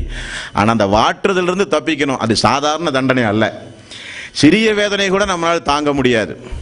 அப்ப அல்லாஹு தாலாவை பொறுத்த வரையில அல்லாஹு தாலா நமக்கு நிச்சயமாக சொர்க்கத்தை தருவாங்க, மாற்றமே இல்லைங்க. ஆனால் அந்த மக்களோடு அல்லாஹு தாலா எந்த அளவுக்கு ஒன்றூடி ஒன்றிணைந்து அந்த மக்களோடு அல்லாஹு தாலா இருந்தான் என்பதற்குரிய உதாரணங்க இந்த உதாரணம். ஒரு சம்பவத்தை பாருங்க, சுபஹானல்லாஹ். உபை இப்னு கௌஃப் என்கிற ஒரு நபித்தோழர். இவர் யார் தெரியுமா? முதல்ல இவர் வஹி எழுதுகிற அணியில் உள்ளவர். வஹி இறங்குச்சுன்னு சொன்னா ரசூல் ஸல்லல்லாஹு அலைஹி வஸல்லம் எழுத படிக்க தெரியாத, ஓதுவாரு, எழுதுக்கிறதுக்கு ஒரு சபைகள் இருக்கும். அதில் உபை இப்னு கௌஃப் என்கிற ஒரு நபித்தோழர். ரசூல் ஸல்லல்லாஹு அலைஹி வஸல்லம் ஒரு நாள் உபை இப்னு கௌஃபை எனக்கு அருகில் வந்து அமருங்கள் என்றார்கள். அல்லாஹ்வுடைய ரசூலுக்கு முன்னாடி எப்படி சஹாபாக்கள் அமர்வார்கள் தெரியுமா? அதை முதல்ல நீங்க தெரிஞ்சுக்கணும். மார்க்கத்தை கற்றுக்கொள்வதற்காக வேண்டி அல்லாஹ்வுடைய ரசூலுக்கு முன்னால் சஹாபாக்கள் அமருவது, அல்லாஹ்வுடைய ரசூலுக்கு அருகில போய் மண்டியிட்டு அத்தையத்தில் உட்காருவோமா இல்லையா, அந்த மாதிரி உட்காருவார்கள், அச்சடக்கத்தோடு உட்காருவார்கள். காரணம், தூதர், சாதாரண மனிதர் அல்ல, அல்லாஹ்வுடைய ரசூல். அப்படி போய் உட்கார்ந்தார். ரசூல் ஸல்லல்லாஹு அலைஹி வஸல்லம் லம் யகுனில் லதீன கஃபரு என்கிற அத்தியாயத்தை அப்படியே ரசூல் ஸல்லல்லாஹு அலைஹி வஸல்லம் ஓதுறார். உபை இப்னு கௌஃப் ஓதி முடிகிற வரை பேசாமல் இருந்துட்டு, என்ன யா ரசூலல்லாஹ், எவ்வளவு தோழர்கள் இந்த சபையில் இருக்கிறார்கள், உபை இப்னு கௌஃபாவிய என்னை அழைத்து பிரத்யேகமாக லம் யகுனில் லதீன கஃபரு என்கிற சூரா ஓதுறீங்களா யா ரசூலல்லாஹ், என்ன காரணம்னு கேட்டார். ரசூல் ஸல்லல்லாஹு அலைஹி வஸல்லம் சொன்ன பதில் என்ன தெரியுமா? அல்லாஹு தாலா உம்முடைய தோழர் உபை இப்னு கௌஃப் அவர்களை அழைத்து இந்த அத்தியாயத்தை ஓதுன்னு அல்லாஹ் சொன்னான்டார் ரசூல் ஸல்லல்லாஹு அலைஹி வஸல்லம். உபை இப்னு கௌஃப் அப்படியே ஆச்சரியப்பட்டு போய், யார சொல்லலாம், உபை இப்னு கௌஃப் என்கிற என்னுடைய பெயரை அல்லாஹ் சொன்னானா? ஆம், அல்லாஹ் சொன்னான். அல்லாஹ் சொன்னான். சொன்ன உடனே அவருக்கு அழுகை தாங்க முடியவில்லை. தேம்பி தேம்பி தேம்பி தேம்பி அவர் அழுதார் என்ற ஹதீசுகளிலே நாம் பார்க்கிறோம். அல்லாஹ்வோடு அந்த மக்களுக்கு இருக்கிற தொடர்பு, நீங்க பயான்ல நிறைய நீங்க கேள்விப்பட்டிருப்பீங்க.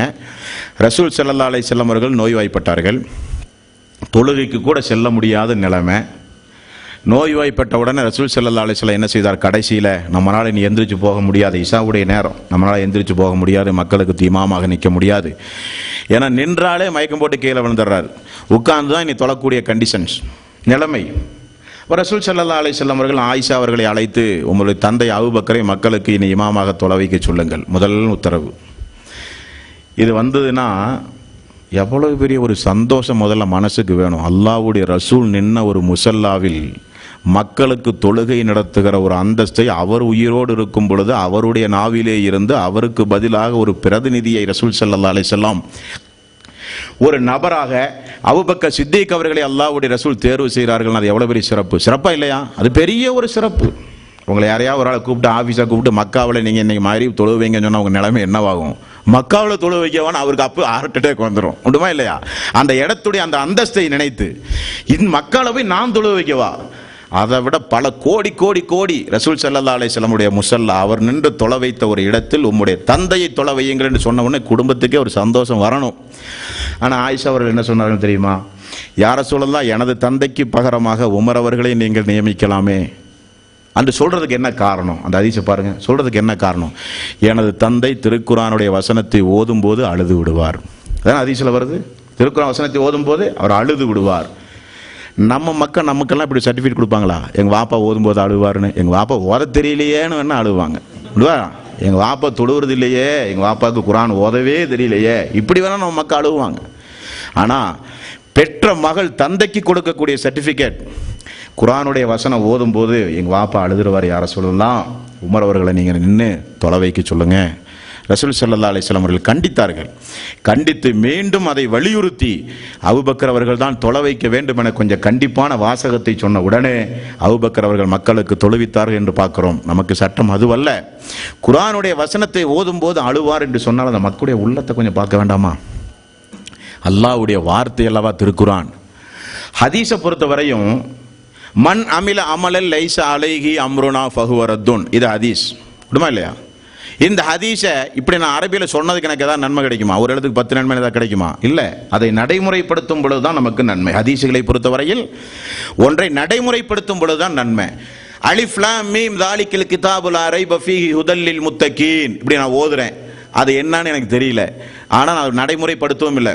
ஓதியதற்கு ரசூல் ஸல்லல்லாஹு அலைஹி வஸல்லம் என்ன சொன்னார்? ஒரு வார்த்தைக்கு 10 நன்மை. ஹதீஸை வாசிச்சா நன்மை இல்லை, குர்ஆனை வாசித்தால் நன்மை. அதுதான் குர்ஆனுக்கு அவ்வளவு பெரிய மகத்துவம். அந்த குர்ஆனுடைய வசனத்தை ஓதும் போது என்னுடைய தந்தை அழுது வருவார் யார சொல்லலாம் என்று மகள் தன்னுடைய தந்தைக்கு சர்டிபிகேட் கொடுக்குறாங்கன்னு சொன்னா அது குடும்பம். குர்ஆனோடு தன்னுடைய வாழ்க்கையை அர்ப்பணித்த குடும்பம், குர்ஆனுக்காக வேண்டியே ஏங்கி ஏங்கி அழுத குடும்பம், வஹி நின்று விட்டதே என நினைத்து நினைத்து அழுத குடும்பம் அந்த குடும்பம். குர்ஆன் தமிழ்ல வரலையேன்னு ஒரு கட்டத்தில் நம்ம எல்லாம் ஏங்கி அழுதோம். தமிழ்ல வந்ததுக்கு அப்புறம் திரும்பியே பார்க்கறதுல நாமெல்லாம் விடுமா இல்லையா? நம்முடைய தந்தை, எனது தந்தை, உங்களுடைய தந்தை, உங்களுடைய முன்னோர்கள் எல்லாம் குர்ஆனை அவங்க பேசுற மொழியில பார்க்காமலே மௌத்தா போயிட்டாங்க, உண்டுமா? ஆனா அல்லாஹ் தஆலா நமக்கு இன்னைக்கு ஒரு வாய்ப்பு தந்திருக்கானா இல்லையா? பேசக்கூடிய மொழியில சுப்ஹானல்லாஹ் புகாரி 7 பாகம், பேசக்கூடிய மொழியில் முஸ்லிம் 4 பாகம், பேசக்கூடிய மொழியில் திருமதி நம்முடைய ஜமாத்தின் சார்பாக 28 பாகத்தை நாம் வெளியிட்டிருக்கோம். யாருக்காவது தெரியுமா? அது தமிழ்நாட்டில் 28 பாகம், சிறுக சிறுக 10 ரூபாய் மேல 28 பாகத்தை முதலில் திருமதியில் வெளியிட்டது நம்முடைய ஜமாத். அதை பைண்டிங் பண்ணி வச்சாலே நிறைய சட்டங்களை நீங்க படிச்சிடலாம். திருமதி இன்றைக்கு முக்கா திட்டம் 80, 85%, 90% என்று சொல்லுவேன் நான். அந்த அளவுக்கு திருமதி வெளிவந்து விட்டது. நசை ஒரு பாகம் வெளிவந்து விட்டது. இப்னு கஸீர் குர்ஆனுக்கு 16 அத்தியாயத்திற்கு இன்றைக்கு தஃப்சீர் வெளிவந்து விட்டது. அகமது, நான் ஆரம்பத்தில் சொன்னதை போல 1603 ஹதீஸ் அகமது இன்றைக்கு தமிழிலே வெளிவந்து விட்டது. இது இருந்தாலே ஏகதேசம் மார்க்க கல்வியை படிப்பதற்கு போதுமான ஒரு இஸ்லாமிய கலை களஞ்சியம் என்று சொல்லலாம். இஸ்லாமிய நூல்கள் வீடுகளுக்கு வந்து சேர்ந்துடும். அதை வாங்கவோ படிக்கவோ நினைச்சு பார்க்கவோ நமக்கு நேரம் இல்லைங்க. ஆனால் நம்முடைய வாழ்வில் மாற்றம் வேண்டும். மார்க்கத்தை பிற மக்களுக்கு எடுத்துச் சொல்லுகிற முழு உரிமையும் தகுதியும் யாருக்கு தெரியுமா? தௌஹீத்வாதிகளுக்கு தான் முதல்ல உண்டு. ஏன்னா மார்க்கத்தை தூய்மையாக படித்தவர்கள் நாம் எல்லாம். மார்க்கத்தை இணை வைத்தல் இல்லாமல் அல்லாஹுவை புரிந்தோம்.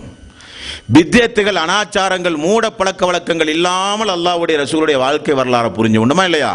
எல்லாம் புரிஞ்சு வச்சிருக்கிறோம். ஆனால் யாருக்கு நம்ம சொல்ல மாட்டோம்னு சொன்னா நியாயமா? மேற்கொண்டு அதை படிக்க என்னுடைய அறிவை நான் வளர்த்துக்கொள்ள எந்த முயற்சியும் எடுக்க மாட்டேன் என்று சொன்னால் நியாயமா? அல்ல. நம்முடைய வாழ்வில் மாற்றங்கள் வேண்டும். ஆக சஹாபாக்களுடைய வாழ்க்கை வரலாறுகளை நாம் படிக்கும்போது அவர்களெல்லாம் அழுதான். அவர்கள் தங்களுடைய கண்களிலே இருந்து கண்ணீரை எதற்கெல்லாம் சிந்தி இருக்கிறார்கள் என்று பார்க்கும்போது தங்களுடைய மனைவி மக்களை காட்டிலும் சமுதாயத்திற்காக, மார்க்கத்திற்காக, மறுமைக்காக, சொர்க்கத்திற்காக, அல்லாஹ்வுடைய ரசூலுக்காக, அல்லாஹ்வுடைய வேதத்திற்காக கண்ணீர் சிந்திய மக்கள் அந்த மக்கள். நபிகள் நாயகம் ஸல்லல்லாஹு அலைஹி வஸல்லம் அவர்களுக்கு திருக்குர்ஆன் அருளப்பட்டதா இல்லையா? அருளப்பட்டது. ரசூல் ஸல்லல்லாஹு அலைஹி வஸல்லம் அவர்கள்ட்ட ஒரு பழக்கம் இருக்கு பாருங்க. என்ன பழக்கம் தெரியுமா? பிறர் ஓத சொல்லி ரசூலுல்லாஹ் உட்கார்ந்து அப்படியே கேட்பார். இது அல்லாஹ்வுடைய ரசூலுக்கு ஒரு பழக்கமாக இருந்தது. ஒரு நாள் இப்னு மஸ்ஊத் ரலியல்லாஹு அன்ஹு அவர்களை ரசூல் ஸல்லல்லாஹு அலைஹி வஸல்லம் அவர்கள் அழைத்து, இப்னு மஸ்ஊதே, திருக்குர்ஆனை எனக்கு முன்னால் ஓதி காட்டுங்கள், ஓதுங்கள் என்று சொன்னார். இப்னு மஸ்ஊத் ரலியல்லாஹு அன்ஹு அவர்கள் சொன்னார்கள், யா ரசூலல்லாஹ், உங்களுக்கே திருக்குர்ஆன் இறங்கி இருக்கும் பொழுது உங்களுக்கு முன்னால் நான் ஓதி காட்டவா என்றார்கள். அல்லாஹ்வுடைய ரசூலை பொறுத்த வரையில நம்முடைய தலைவர் முகமது நபி நமக்கு ரசூல் முஹம்மது என்கிற வார்த்தையை கேட்டு கேட்டு கேட்டு கேட்டு கேட்டு நம்முடைய உள்ளத்தில் கொஞ்சம் வீரியம் கம்மியாக போயிருக்கலாம், அல்லாஹ் காப்பாற்றணும். ஆனால் அந்த மக்கள் அல்லாஹ்வுடைய ரசூலை எப்படி பார்த்தாங்க தெரியுமா? உயிரை காட்டிலும் ரசூல் ஸல்லல்லாஹு அலைஹி வஸல்லம் அவர்கள் நேசிச்சாங்க அந்த மக்கள். அந்த அல்லாஹ்வுடைய ரசூல், இப்போ நம்ம கூட இந்த குன்னூரில் ஒரு நபி இருக்கிறாரு, நம்மெல்லாம் உயிரை விட மேலே அவரை நேசிக்கிறோன்னு சொன்னால் அவர் அழுதால் நம்மளால் தாங்க முடியுமாங்க? முடியாது. அவர் அழுதால் நம்மெல்லாம் ஒரு ஆச்சரியத்தோடு பார்ப்போம். ஏன் அல்லாஹ்வுடைய ரசூலுமா அழுவார்கள்? இப்படி அந்த மக்கள் கேட்டார்கள் ஒரு கட்டத்தில். நீங்களுமா யா ரசூலுல்லாஹ் அழுவீர்கள் என்று கேட்டார்கள். அப்படி ரசூல் ஸல்லல்லாஹு அலைஹி வஸல்லம் அவர்கள் அழுதார்கள். எதற்காக? தனக்கு 10க்கும் மேற்பட்ட மனைவி இருக்குதே, குடும்பம் நடத்துறதுக்கு என்ன வழின்னு நினைச்ச அல்லாஹ்வுடைய ரசூல் அழுத ஒரு சம்பவத்தை கூட நீங்க பார்க்க முடியாது. அதெல்லாம் அல்லாஹ் பார்த்துக்குவான். தன்னுடைய மக்களுடைய எதிர்காலம் என்ன ஆவது அதை நினைச்ச ரசூல் ஸல்லல்லாஹு அலைஹி வஸல்லம் அழல. இருப்பதற்கு வீடு இல்லையே, நின்று தொழுதால் தலையெல்லாம் வெளியே தெரிகிறதே, சுஜூதுக்கு போனால் குறுக்கிலே மனிதர்கள் படுத்தால், மனைவிமார்கள் படுத்தால் தலையை கொண்டு போய் காலிலே சுஜூது செய்யும் போது சுஜூது செய்கிற இடத்தில் குறுக்கே படுக்கிற மனிதருடைய கால் பட்டு விடுகிற அளவுக்கு வீடு குறுகலாக இருக்கிறதே, வசதி வாய்ப்பை பெருக்க என்ன வழி? அல்லாஹ்வுடைய ரசூல் அதுக்கெல்லாம் அழுவலைங்க. இப்னு மஸ்ஊத் ஓத சொன்னார் ரசூல் ஸல்லல்லாஹு அலைஹி வஸல்லம். இப்னு மஸ்ஊத் ஓத ஆரம்பித்தார்.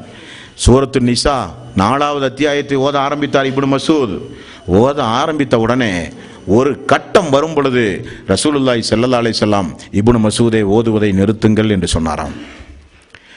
நான் அல்லாஹ்வுடைய ரசூல் சொன்ன உடனே நான் நிறுத்திவிட்டு அல்லாஹ்வுடைய ரசூலை அப்படியே தலையை உயர்த்தி பார்த்தால் மல என ரசூல் ஸல்லல்லாஹு அலைஹி வஸல்லம் அழுதார்கள். ஏன் அழுதார்கள்? என்ன காரணம்? அந்த 4வது அத்தியாயத்தினுடைய 41வது வசனத்தில் ஒரு வாசகம் வருகிறது. ஃபகைஃப இதா ஜினா மின் குல்லி உம்மத்தின் பிஸஹீதின். நபியே, ஒவ்வொரு கூட்டத்தினரையும் அவரவர்களுடைய சாட்சியங்களோடு நாம் மறுமையில் கொண்டு வரும் பொழுது இவர்களுக்கு சாட்சியாக உம்மை நாம் கொண்டு வந்தால் எப்படி இருக்கும் என்கிற வசனம் வந்த உடனே நம்ம அல்லாஹு தாலா மறுமை நாளில் சாட்சியாக நிறுத்த போறான் இந்த சமுதாயத்திற்காக வேண்டி அழுக ஆரம்பித்தார்கள் ரசூல் ஸல்லல்லாஹு அலைஹி வஸல்லம்.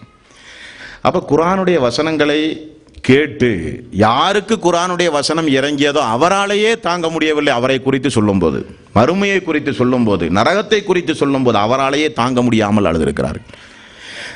அப்படிப்பட்ட ரசூலுல்லாஹி ஸல்லல்லாஹு அலைஹி வஸல்லம் ஓத சொன்ன அந்த இப்னு மஸ்ஊத் யார் தெரியுமா?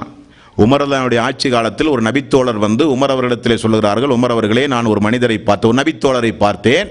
அவர் திருக்குர்ஆனை, தான் மனனம் செய்த திருக்குர்ஆனை மக்களுக்கு ஓதுவது மட்டுமல்ல, அவர் கைப்பட எழுதி பிரதி எடுத்துக் கொண்டிருக்கிறார் என்று சொன்ன உடனே உமர் ரலியல்லாஹு அன்ஹு அவர்கள் தன்னுடைய கழுத்து நடம்பு புடைக்கக்கூடிய அளவுக்கு கோபம் கொந்தளிக்க எழுந்து கர்ஜித்தார்.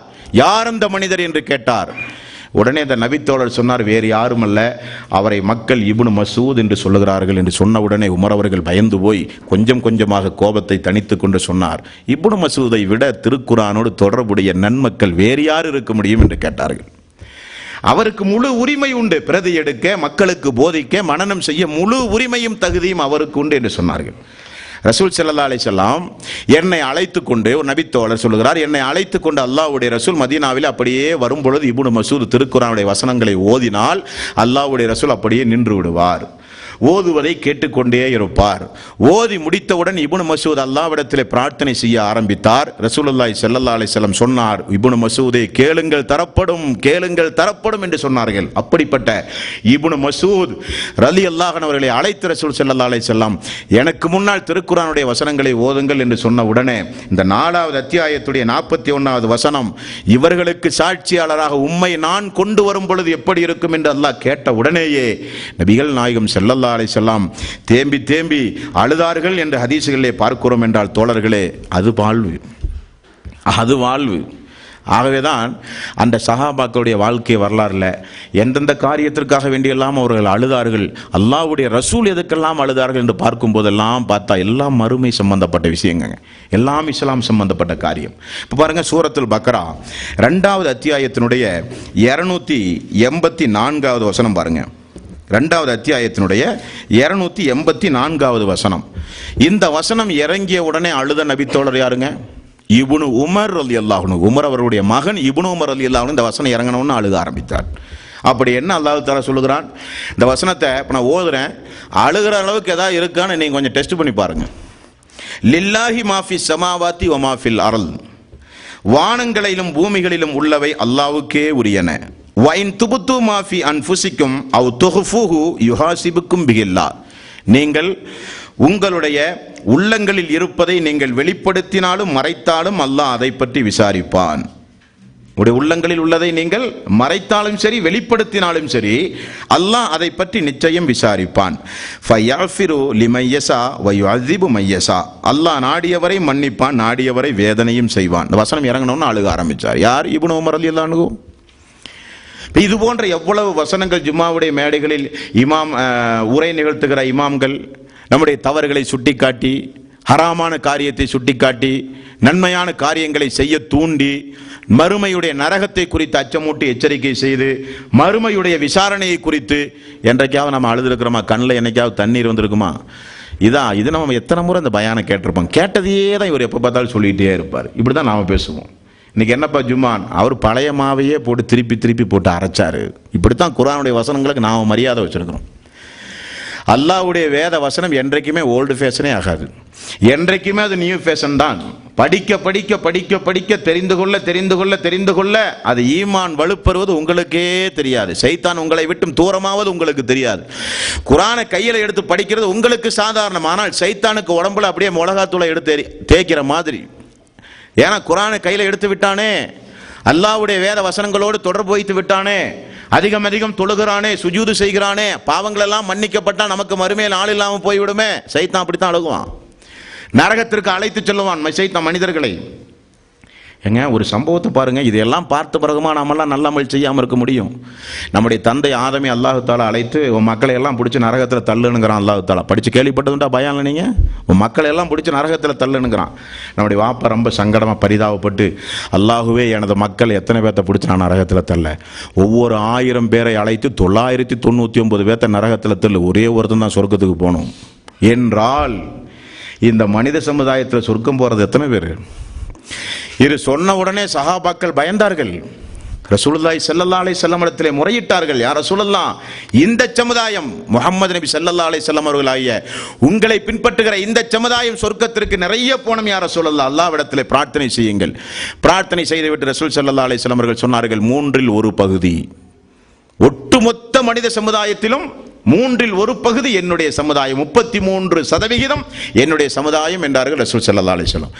யா ரசூலல்லாஹ் போதாது, இன்னும் கொஞ்சம் நீங்கள் அதிகமாக்குங்கள் யா ரசூலல்லாஹ். 4 1 பங்கு 25 என்றார்கள், 3 1 பங்கு என்றார்கள். யா ரசூலல்லாஹ் போதாது 50% எனது சமுதாயம் என்றார்கள் ரசூலுல்லாஹி ஸல்லல்லாஹு அலைஹி வஸல்லம். அல்லாஹ் எனக்கு அறிவித்தான் என்றார்கள். ஒட்டுமொத்த மக்கள்லையும் 50% நாம தான் சொர்க்கம். நாம மீன்ஸ் ரசூல் ஸல்லல்லாஹு அலைஹி வஸல்லமுடைய சமுதாயம். அல்லாஹ்வுடைய ரசூல் அவரை பின்பற்றுகிற சமுதாயம் மறுமை நாளில் இந்த அளவுக்கு சொர்க்கம் செல்லும் என்றால் அந்த சொர்க்கம் செல்லுகிற எண்ணிக்கையை பார்த்தீங்களா? இன்னொரு ஹதீஸ்ல நீங்க பாருங்க, அவரோடு வாழ்ந்த இஸ்லாத்தை ஏற்றுக்கொண்ட மக்களை நேசித்தார். கொஞ்ச காலம் பிறகு அவரோடு வாழ்ந்த மக்கள் மரணித்த பிறகு அவருடைய மையவாடிக்கெல்லாம் போய் நின்று கொண்டு அவருடைய மறுமை வாழ்வுக்காக வேண்டி பிரார்த்தனை செய்தாரா இல்லையா? பக்கி என்கிற கபரஸ்தானுக்கு போய் செய்தாரா இல்லையா? செய்தார். அந்த மக்கள் மரணித்தால் அல்லாஹ்வுடைய ரசூல் முன்னின்று தொழுகை நடத்தி அந்த மக்களுக்காக வேண்டி இறுதி பிரார்த்தனையும் செய்வார்.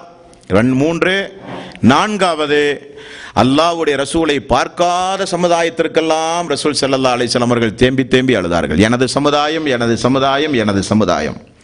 ஒரு நாள் பாருங்களேன், 5வது அத்தியாயத்தினுடைய 118வது வசனத்தில் ஒரு சம்பவம் இடம்பெறுகிறது. ஈசா அலைஹிஸ்ஸலாத்து வஸ்ஸலாம் அவர்களை அல்லாஹு தஆலா மறுமையில் நிறுத்தி விசாரணை செய்கிற ஒரு சம்பவம். ஈசாவே நீதான் உன்னையும் உன்னுடைய தாய் மரியமையும் வணங்குமாறு நீதான் சொன்னாயா என்று அல்லாஹ் கேட்பான். சுபஹானல்லாஹ், யா அல்லாஹ் நீ தூய்மையானவன், அவர்களோடு இருக்கிறவரை உன்னைத்தான் வணங்கச் சொன்னேன், என்னை நீ கைப்பற்றிய பிறகு அவர்கள் என்ன செய்தார்கள் என்று எனக்கு தெரியாது என்றெல்லாம் சொன்ன பிறகு அவர் ஒரு வார்த்தையை சொல்கிறார். அல்லாஹ்விடத்தில் என்ன சொல்கிறார்? யா அல்லாஹ், அவர்களெல்லாம் உன்னுடைய அடிமைகள், நீ தண்டித்தால் அவர்களெல்லாம் உன்னுடைய அடிமைகள், நீ மன்னித்தால் நீ மிகப்பெரிய இரக்கமுடையவன், நீ மிகப்பெரிய அருள்கொடையாளன் என்கிற ஒரு வசனம் திருக்குறான்ல உண்டு. இது ஈசா நபி பயன்படுத்துகிற வாசகம். ஒரு நாள் இசா தொழுகை பிறகு ஃபஜ்ர் வரை ரசூல் ஸல்லல்லாஹு தஹஜ்ஜுத் தொழுவாரா இல்லையா? அந்த தஹஜ்ஜுத் தொழுகையில முழுக்க முழுக்க ரசூல் ஸல்லல்லாஹு அலைஹி வஸல்லம் திரும்ப திரும்ப ஓதிய ஒரே வசனம் அவருடைய வாழ்க்கையில உண்டும்டா, அது ஒன்று மட்டும்தாங்க. எது? யா அல்லாஹுவே, அவர்களை நீ தண்டித்தால் அவர்கள் உன்னுடைய அடிமை, அவர்களை நீ மன்னித்தால் மிகப்பெரிய கிருபையாளன். இதையே சொல்லி சொல்லி அழுகிறாரு. ஃபஜ்ர் வந்துருச்சு. ஜிப்ரீலை அல்லாஹு தாலா அனுப்பி அந்த தூதருக்கு என்ன வேண்டும் என கேட்டு வாருங்கள், ஏன் இதையே திரும்ப திரும்ப சொல்லி சுஜூதிலே கிடந்து அழுகிறார் என்று அல்லாஹு தாலா சொல்லி ஜிப்ரீலை அனுப்பிய ஒரு சம்பவம். ஜிப்ரீல் வந்து, முஹம்மது அவர்களே தலையை உயர்த்துங்கள், என்ன உங்களது பிரச்சனை? அழுகிறார் ரசூல் ஸல்லல்லாஹு அலைஹி வஸல்லம், என்ன உங்களது பிரச்சனை? நபிகள் நாயகம் ஸல்லல்லாஹு அலைஹி வஸல்லம் அவர்கள் தலையை உயர்த்தி சொன்னார்கள், எனது உம்மத், எனது உம்மத், எனது உம்மத், எனது சமுதாயம் மறுமையில் என்ன நிலை எனக்கு தெரிந்தாக வேண்டும். இதை கேட்டு அழுகிறார் ரசூல் ஸல்லல்லாஹு அலைஹி வஸல்லம். அப்போ ஜிப்ரீல் போய் அல்லாஹ்ட்ட சொல்லி அல்லாஹ் தஆலா பதில் சொல்கிறான், முஹம்மதுடைய சமுதாயம் மறுமையில் வெற்றி பெறும், கைவிடப்படாது என்று சொல்லுங்கள். சொன்ன உடனே ரசூல் ஸல்லல்லாஹு அலைஹி வஸல்லம் அழுகையை நிப்பாட்டினார். அப்போ அவரோடு வாழ்ந்த மக்களை நேசித்திருக்கிறார். அந்த மக்கள் மரணித்தால் ஜனாசா தொழுகை நான் தான் தொலை வைக்க வேண்டும் என்று சட்டம் இயற்றி மக்களுக்கு ஜனாசா தொழுகையில் துவா செய்தார். அந்த மக்களை கொண்டு போய் அடக்கினால் மையவாடிக்கு சென்று அந்த மக்களுக்காக வேண்டி பிரார்த்தனை செய்கிறார். அந்த அவரோடு வாழ்ந்த மக்கள் மட்டுமல்ல, பார்க்காத நம்ம எல்லாம் சேர்த்து ரசூல் ஸல்லல்லாஹு அலைஹி வஸல்லம் எனது சமுதாயம் எனது சமுதாயம் சொல்லி அழுது துவா செஞ்சாருன்னு சொன்னா, அந்த அல்லாஹ்வுடைய ரசூலுக்கு நாம் செலுத்த வேண்டிய மதிப்பும் மரியாதையும் கண்ணியமும், அந்த மக்கள் செலுத்திய மதிப்பும் மரியாதையும் கண்ணியமும், நாம் அல்லாஹ்வுடைய ரசூலுக்கு சிந்துகின்ற கண்ணீரும் அந்த மக்கள் சிந்துகின்ற கண்ணீரையும் கொஞ்சம் கேளுங்கள் சகோதரர்களே. ரசூலுல்லாஹி ஸல்லல்லாஹு அலைஹி வஸல்லம் மேராஜுடைய பயணத்துக்கு போனார். போயிட்டு அந்த 50 வக்து தொழுகை 5 வக்து தொழுகையாக குறைக்கப்பட்டு திரும்ப வரும் பொழுது மூசா நபி ரசூல் ஸல்லல்லாஹு அலைஹி வஸல்லம் அவர்களை பார்த்து அழுகிறார்கள். ஜிப்ரீல் அலைஹிஸ்ஸலாத்து வஸ்ஸலாம் இடத்தில் அல்லாஹ்வுடைய ரசூல் கேட்டார்கள், யார் இந்த பெரியவர், ஏன் அழுகிறார், என்ன காரணம் என்று கேட்டபொழுது இவர்தான் மூசா அலைஹிஸ்ஸலாத்து வஸ்ஸலாம். மூசா நபி இடத்தில் கேட்கப்பட்டது, ஏன் நீங்கள் அழுகிறீர்கள்? மூசா நபி சொல்கிறார், இந்த இளைஞர் இறுதி தூதர், இவருடைய சமுதாயத்தில் வருகிற மக்கள் நிறைய பேர்கள் எனது சமுதாயத்தை காட்டிலும் சொர்க்கம் செல்ல போகிறார்களே என நினைத்து நான் அழுகிறேன். பார்த்தீங்களா மூசா அலைஹிஸ்ஸலாத்து வஸ்ஸலாம் அவர்கள் அழுகை. எனது சமுதாயத்தை காட்டிலும் இந்த முஹம்மதுடைய சமுதாய மக்கள் நிறைய பேர்கள் சொர்க்கம் செல்ல போகிறார்களே என சமுதாயத்திற்காக வேண்டி அழுதவர்கள் நபிமார்கள். அப்படிப்பட்ட நபிகள் நாயகம் ஸல்லல்லாஹு அலைஹி வஸல்லம் அவர்களோடு வாழ்ந்த அந்த மக்கள் எந்த அளவுக்கு அவர்களை நேசித்தார்கள் என்பதற்குரிய உதாரணங்களை பார்த்தால் நம்ம எல்லாம் ஆச்சரியப்படக்கூடும். நிச்சயம் ஆச்சரியப்படுவோம். ரசூலுல்லாஹி ஸல்லல்லாஹு அலைஹி வஸல்லம் ஒரு நாள் மெம்பர் படியில் நின்று கொண்டு ஒரு உரை நிகழ்த்துகிறார். என்ன உரை? அப்படியே பேசிக்கொண்டே வந்து ரசூல் ஸல்லல்லாஹு அலைஹி வஸல்லம் அவர்கள் சொன்னார்கள், அல்லாஹு தஆலா ஒரு அடியானிடத்தில் 2 கொடுத்து அதில் எது வேண்டும் என்று கேட்டான், அந்த அடியார் 1 தேர்வு செய்து விட்டார் என்று சொல்கிறார். அப்ப அல்லாஹு தஆலா அந்த 2 எதை கேட்டானாம்?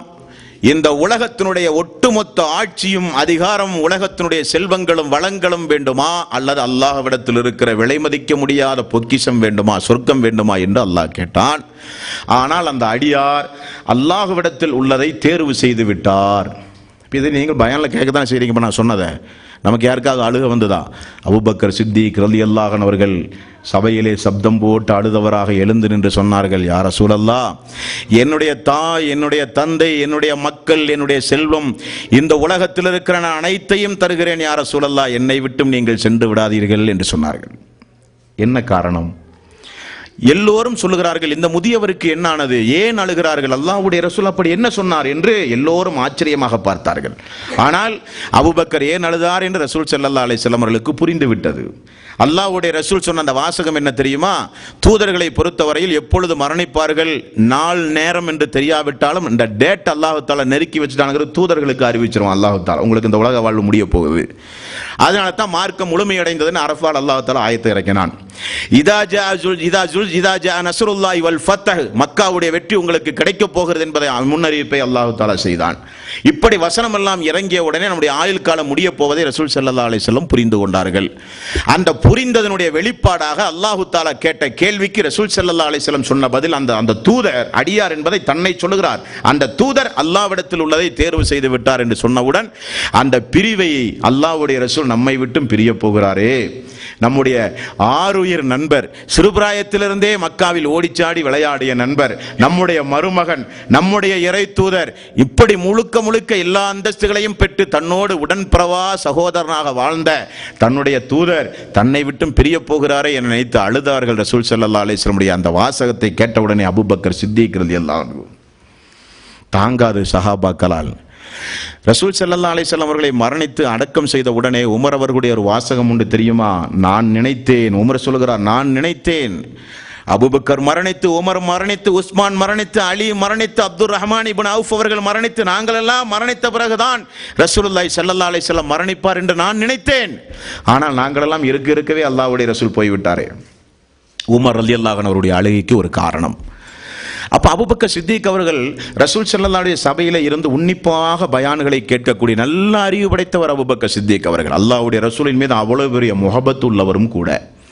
இப்ப ஹிஜ்ரத் செய்த சம்பவம் உங்களுக்கு தெரியுமா இல்லையா? ஹிஜ்ரத் சம்பவம், மக்காவில இருந்து மதீனாவுக்கு ஹிஜ்ரத் செய்து போன அந்த ஒரு சம்பவத்தில் நடந்த ஒரு பிரச்சனையை பாருங்கள்.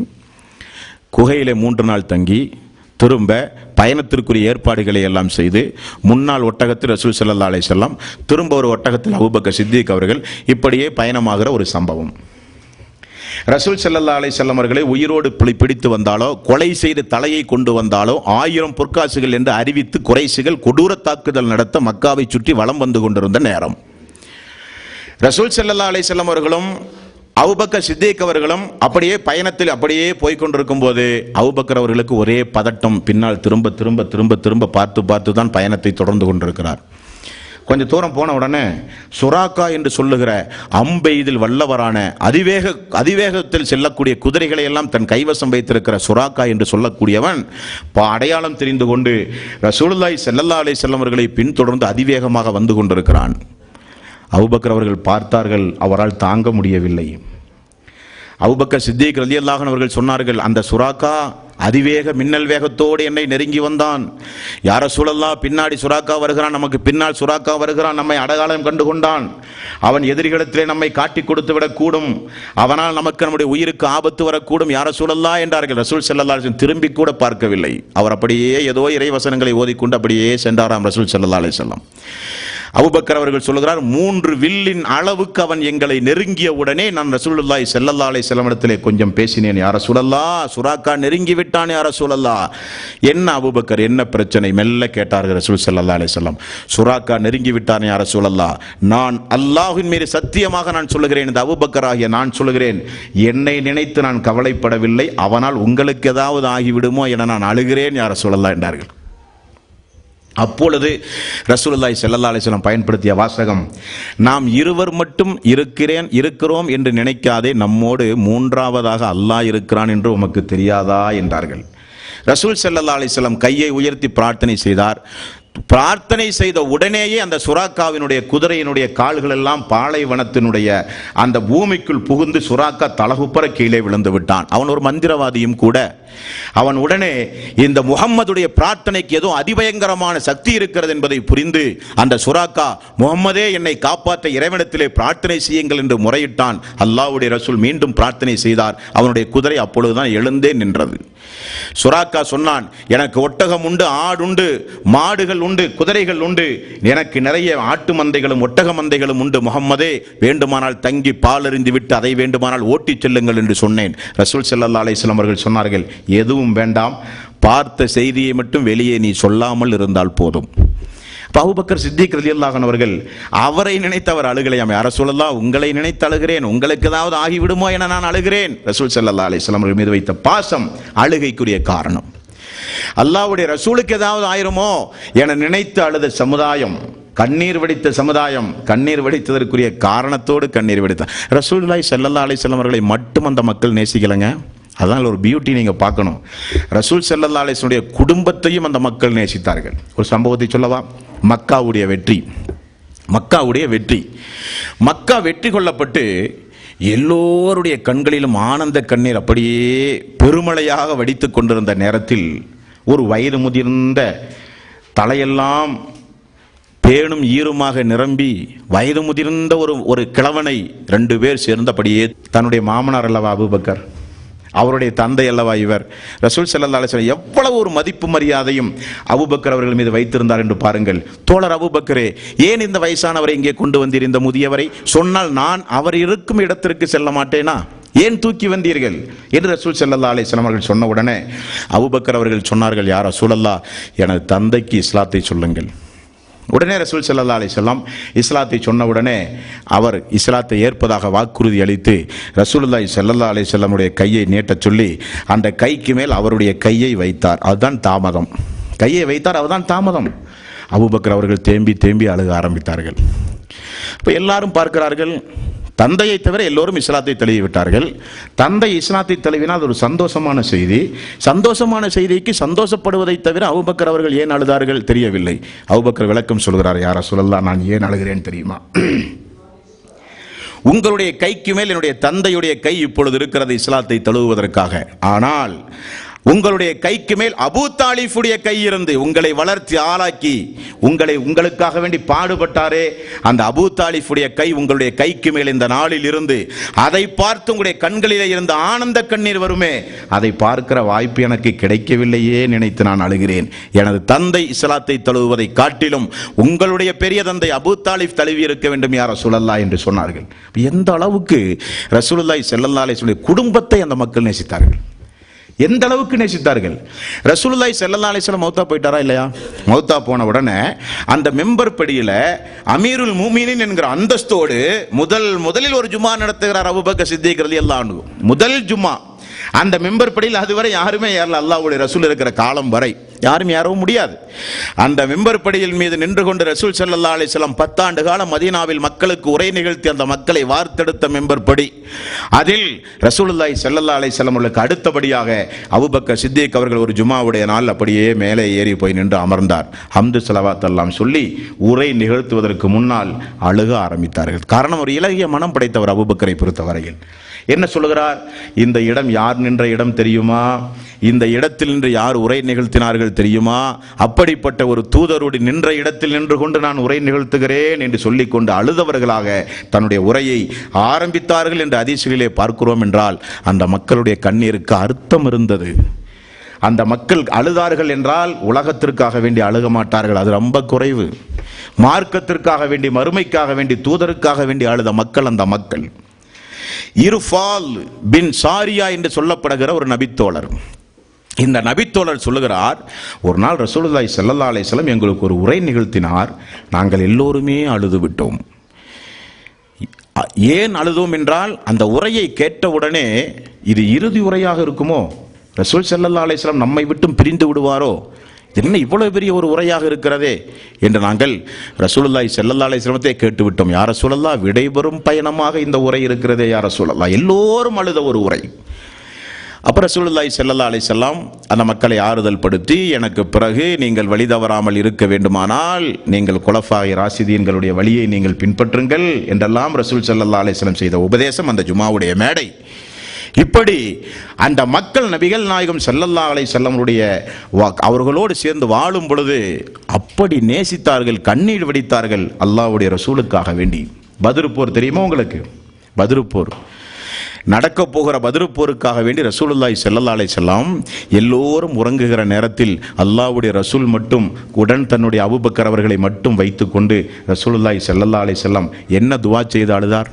என்ன துஆ செய்து அழுதார்? யா அல்லாஹ், நாளைக்கு நடக்கவிருக்க போகிற போர் ஏகத்துவத்திற்கும் இணை வைத்தலுக்கும் எதிராக நடக்கப்படக்கூடிய போர், ஏகத்துவத்திற்கு எதிராக நடத்தப்படுகிற போர். இதோ நான் கொண்டு வந்திருக்கிற இந்த மக்களை நாளைக்கு நீ காப்பாற்றி உதவி செய்யாவிட்டால் உன்னை வணங்க இந்த பூமியில் ஒரு ஆள் கூட இருக்க மாட்டார்கள். ஆகவே நீ உதவி செய்தே ஆக வேண்டும் என்று சொல்லி ரசூலுல்லாஹி ஸல்லல்லாஹு அலைஹி வஸல்லம் எந்த அளவுக்கு துஆ செய்தார்கள் என்று ஹதீஸ்களை படித்து பார்த்தால், அவர் கையை உயர்த்தி துஆ செய்து மேலாடை எல்லாம் கீழே விழுந்து விடுமாம். அபூபக்கர் அவர்கள் எடுத்து மேலாடையை எடுத்து போர்த்தி விடுவார், மீண்டும் கீழே விடும், மீண்டும் போர்த்துவார். அப்படியே இருந்து அபூபக்கர் சித்திக் ரலியல்லாஹு அன்ஹு ரசூலுல்லாஹி ஸல்லல்லாஹு அலைஹி வஸல்லம் பின்புறத்தை நான் கட்டிப்பிடித்து நான் தேம்பி நானும் அழுதேன். சொன்னேன், யா ரசூலல்லாஹ், நீங்கள் பிரார்த்தனையை நிறுத்துங்கள், அல்லாஹ் நம்மை கைவிட மாட்டான். உங்களுடைய அழுகையை நிப்பாட்டுங்கள், அல்லாஹ் நம்மை கைவிட மாட்டான் என்று சொன்ன உடனே ஜிப்ரீல் வந்தார். ஆயத்துகள் இறங்கியது. நீங்கள் கேட்ட உதவியின் அடிப்படையில் அல்லாஹு தஆலா 1000 மாணவர்களை கொண்டு உங்களுக்கு உதவி செய்வான்கிற சூரத்துல் அன்ஃபால் 8வது அத்தியாயத்துடைய வசனங்கள் இறங்க ஆரம்பித்தது என்று ஹதீஸ்களிலே பார்க்கிறோம். தூதர் அழுதார், அந்த மக்கள் அழுவார்கள். தூதருக்கு ஒரு கஷ்டம் என்றால் அந்த மக்கள் கண்ணீர் சிந்துவார்கள். தூதருடைய மரணத்திற்கு பிறகு தூதர் நின்ற மிம்பர்படியை பார்த்தெல்லாம் அந்த மக்கள் அழுதிருக்கிறார்கள். யமன் நாட்டுக்கு பிரதிநிதியாக முஆத் பின் ஜபல் அவர்களை ரசூலுல்லாஹி ஸல்லல்லாஹு அலைஹி வஸல்லம் அவர்கள் அனுப்பிய ஒரு சம்பவம் தெரியுமா உங்களுக்கு? எதற்காக வேண்டி அனுப்பினார்? அங்க போய் ஒரு பிரான்ச் ஆரம்பித்து தொழில் செய்வதற்காக வேண்டியா? அல்ல. அந்த நாட்டுக்கு ரசூல் ஸல்லல்லாஹு அலைஹி வஸல்லம் ஒரு நாடு விட்டு ஒரு நாடு ஒரு பிரதிநிதியை ரசூலுல்லாஹி ஸல்லல்லாஹு அலைஹி வஸல்லம் ஏன் அனுப்புகிறார்? அல்லாஹ்வுடைய ரசூல்ட்ட ஒரு வழக்கம் இருந்தது.